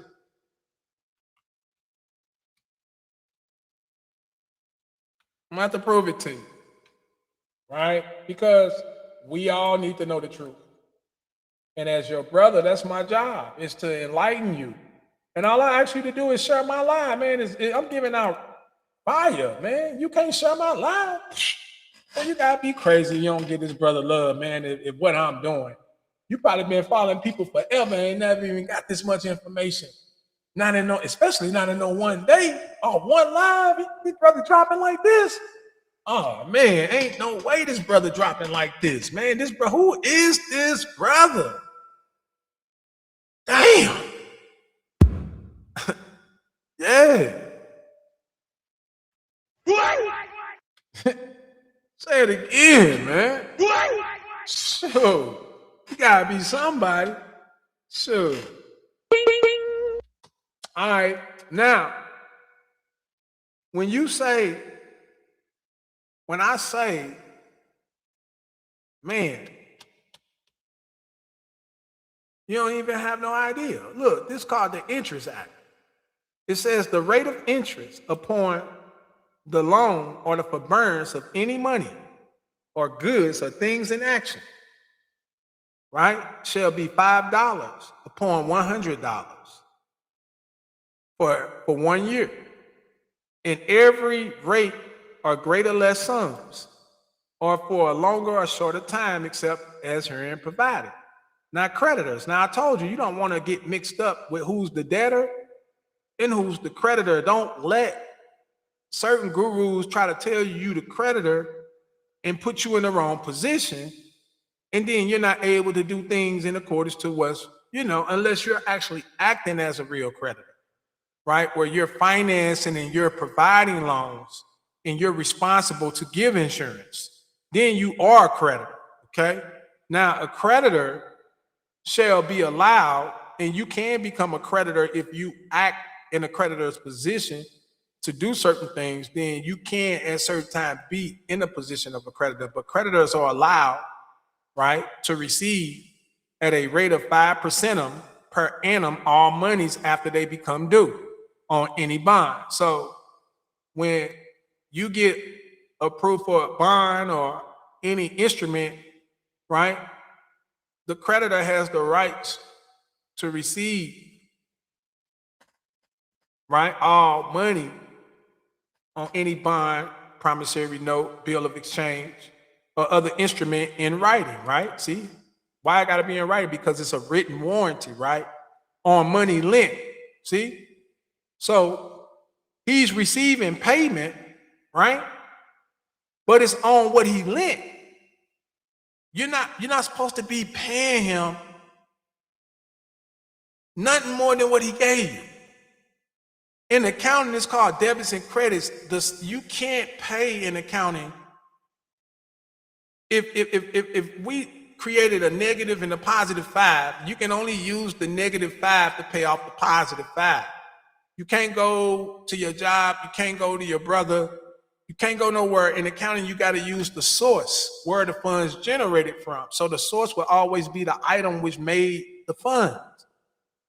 That's why they say the holder of the instrument enforces the instrument, right? Not on money lent in advance to the use of another. So they lent money in advance money to you without you even knowing that this is what they did. They gave you an instrument, and that instrument advanced or lent something to you. Follow me. And make sure you like, subscribe, and share this out, man. Many people, as you know, I told y'all gonna stop playing with me. Share it out. Share the live out. Make sure you like, you subscribe. Hit the button, man. Come on, man. You gotta give it up where it's due, man. You gotta give it up. Y'all gotta stop it. Or you're gonna put yourself in the position of a hater. You hating? Because you ain't the one providing this information? Or you don't have this in-depth level of understanding? I'm just playing with you with this. So if you're hating on this, man, you might as well hate me forever. Because I got fired where this came from. You hear me? Check it out. So a creditor shall be allowed to receive at a rate of 5% annum for all monies after they become due on any bond, bill, promissory note, or other instrument in writing. So any instrument that they give you, they have the rights, right, to receive payment on, right? On money lent or advanced to the use of another, because they lent or advanced money to you. On money due. See? How do you know they advanced it to you? Because it's due. Money can't be due if it wasn't advanced. So if you got a due obligation, then that means something was advanced to you. So on money due, on the settlement of accounts, meaning money was due to settle your account from the day of liquidating accounts, from the day that the obligation existed. Between the parties in ascertaining the balance, we're trying to figure out whether or not you can actually accept this balance and use it. On money received to the use of another. So they receiving money, right, to the use of another and retained without the owner's knowledge. So they lent money to you for the use to pay them off, right? And then the money is being retained without your knowledge, without you knowing that the amounts that they're saying is due is the amounts that they're holding for you that you can actually use. So they're getting you to accept non-acceptance of their obligation of performance, and now that's making you lie. Look, and on money withheld by unreasonable and vexatious delay of payment. That's why every bill is an amount due. But if they delay paying it, when you gonna actually provide this amount that you keep telling me is due? You keep telling me is due, but when you gonna actually credit it, provide it, give it to me? Huh?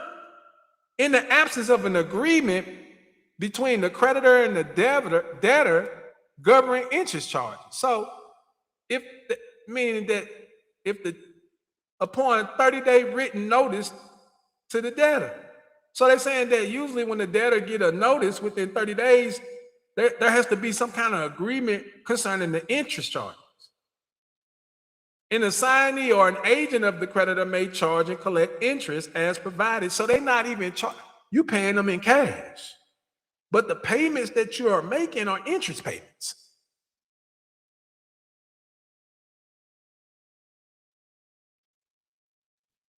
Now, let me stop right there, right? So we're gonna go back over here, right? So look, so like I was saying, right? So when we get back, I say that the lender's obligation is never independent of, or the consumer's obligation is not independent of the lender's obligation. I'm gonna show y'all this, and then I'm gonna get on up out of here, right? This will be the last thing I show y'all.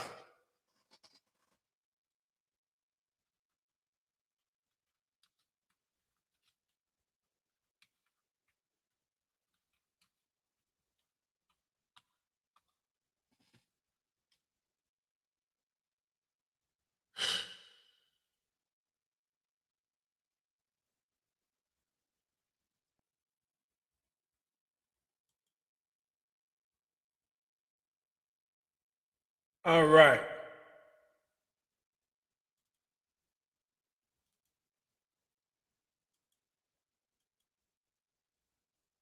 Okay, now this right here is called the holder in due course rule, right? Now, maybe you're familiar with it, maybe not. But being familiar with something doesn't mean you understand it still, right?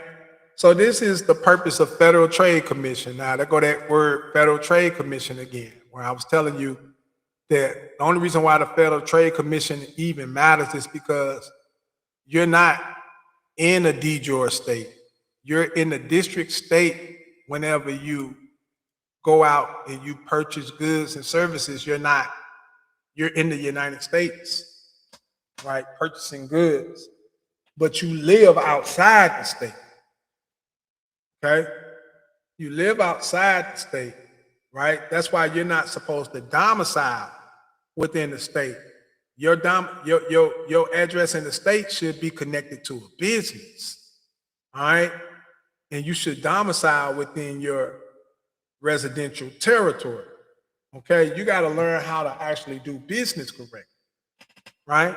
Now, the purpose of the Federal Trade Commission rule concerning preservation of consumer claims and defenses, sometimes called the holder in due course rule, is to ensure that consumers' credit contracts used in financing the retail purchase of consumer goods or services specifically preserves the consumer's rights against the seller, right?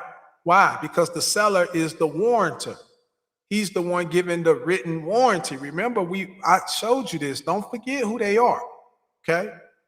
The FTC determines that it constitutes an unfair and deceptive practice of the seller in the course of financing a consumer purchase of goods to employ procedures which makes the consumer's duties to pay independent of the seller's duties to fulfill his obligations. So it's saying, how the hell you gonna make me pay and you ain't even gave me the financing yet? My obligation ain't independent of yours, meaning once you provide it, then it'll be paid, partner. And you need to stop playing with me. See, once you know these things that I'm showing you right here, it changes things because now you can bring claims against them. You can sue them because now you know the truth. All right? I don't care, give a damn what they say, right? I'm showing it to you so you can see it for yourself. So when you enter into a financing contract and you get approved and they say you've been approved, well, that total amount that you approved for, that's what they supposed to pay. They supposed to pay it, not you. You're supposed to demand that they pay it or assign your rights to them to say that that's the amount you're giving them to pay with. But they supposed to pay it, okay? His job is not, so if I'm making a payment, I'm drawing on my obligation to charge you for the amount, signing my rights to you to act in my place and to receive payment of the total amount financed to me. I'm not giving you no cash. I'm not giving you nothing outside of what we agreed to. Now, that's why I'm telling you, you got to understand contracts because these punks give you contracts all the time. And those contracts have amounts in it saying you've been financed, telling you you approve, and then you end up paying them the whole time when they are the warrantor or they are the ones that's offering you the financing, but you end up having to pay them. It's a loan agreement. You're not supposed to be paying them nothing. They're supposed to be loaning you the money to pay with. And that's it.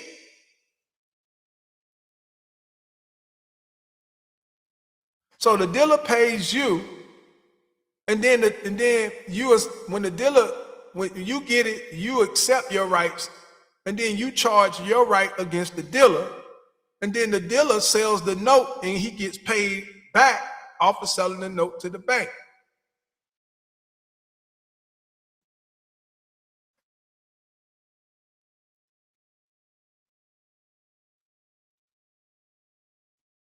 But he can't sell the goods to the bank without the consumer having an interest or a right to be compensated in that sale. If you sell those goods to that bank without the consumer being a direct beneficiary of any amounts that the bank receives, then you have in violation, meaning you sold goods pertaining to the consumer to the bank, and the consumer didn't get a benefit for any of those amounts, even though the warranty that you provided was to the consumer.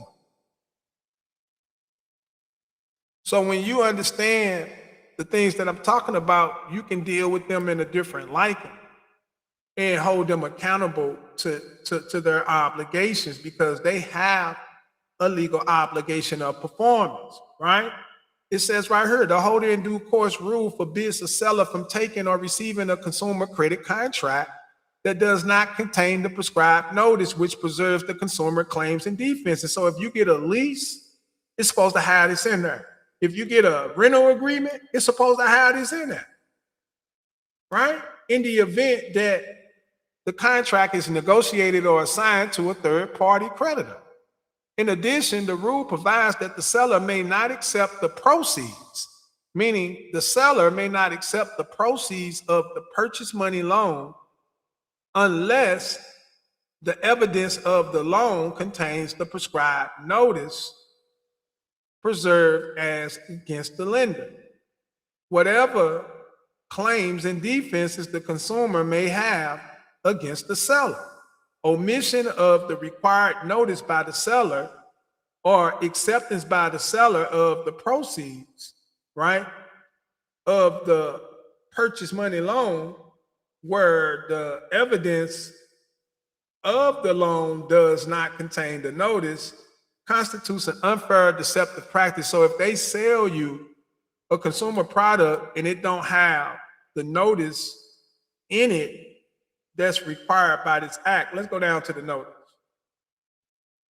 It's the notice right here. It's supposed to be on your contract. It says, notice, any holder of this consumer credit contract is subject to all claims and defenses in which the debtor, the reason why they use the word debtor, because debtor is also the owner. The owner operates through his corporation, which is his debtor.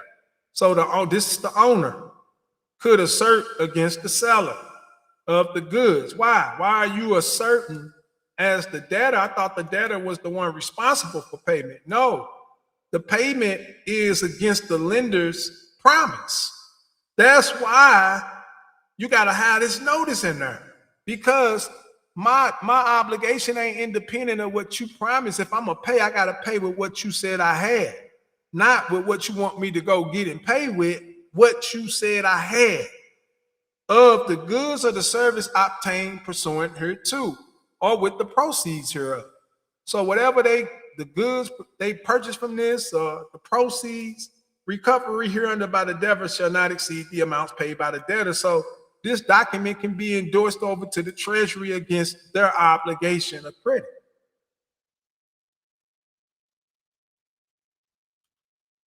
Right? Because why? Because they are U.S. agents. They have an obligation. But let me stop right there, man. Go ahead and stop right there. And if you're just not coming in, man, you came in toward the end, you missed out on some great information, man. I went over some real great topics for everybody that stood in with me through the whole thing. Salute. I hope you filled your basket up and that you got a lot of good treats, because like I said, having the right information and being able to hold it and utilize it when you see a need fit for it is crucial. So, but like I said, I gotta go, man. I gotta go out here in this world of the sea and see what I can catch and what I can accept. You know what I'm saying? But y'all have a blessed, y'all have a wonderful day. Like I said, if you want to learn more about topics like this, you want to build with like-minded individuals, we have a YouTube channel too, where you can go and you can join the YouTube channel. And I drop exclusive information on the YouTube channel. I got some stuff that I'm going to put up on the channel today. Some exclusive stuff that I just can't, certain stuff I just can't. You gotta come in on the private, on one of the private sectors in order to get that information. And it's just how it is. But certain stuff like this information I put out, it's good for the soul. Like I said, it's good for the soul.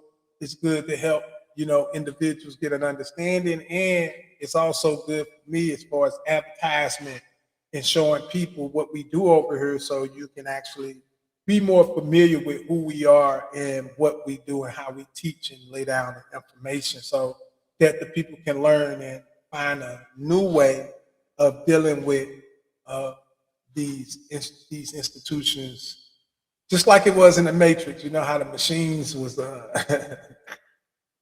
the machines was trying to eat the people up in Zion. They was coming in the machines steady trying to get them to contract. You hear me? They steady trying to beat them up. Like, y'all gonna let us in. The machine ain't no joke, boy. But that machine ain't no joke. But the machine is the corporations. It's the agencies. They like machines, and they just, you probably done been in some of them jail cells. You know how them machines get, boy. They get to eating at you. But you ain't got no life. And with that said, I leave you as I came, in love, truth, peace, freedom, justice, and equality for us all. You guys, you have a blessed day. And I'll catch y'all in the next lot. Peace.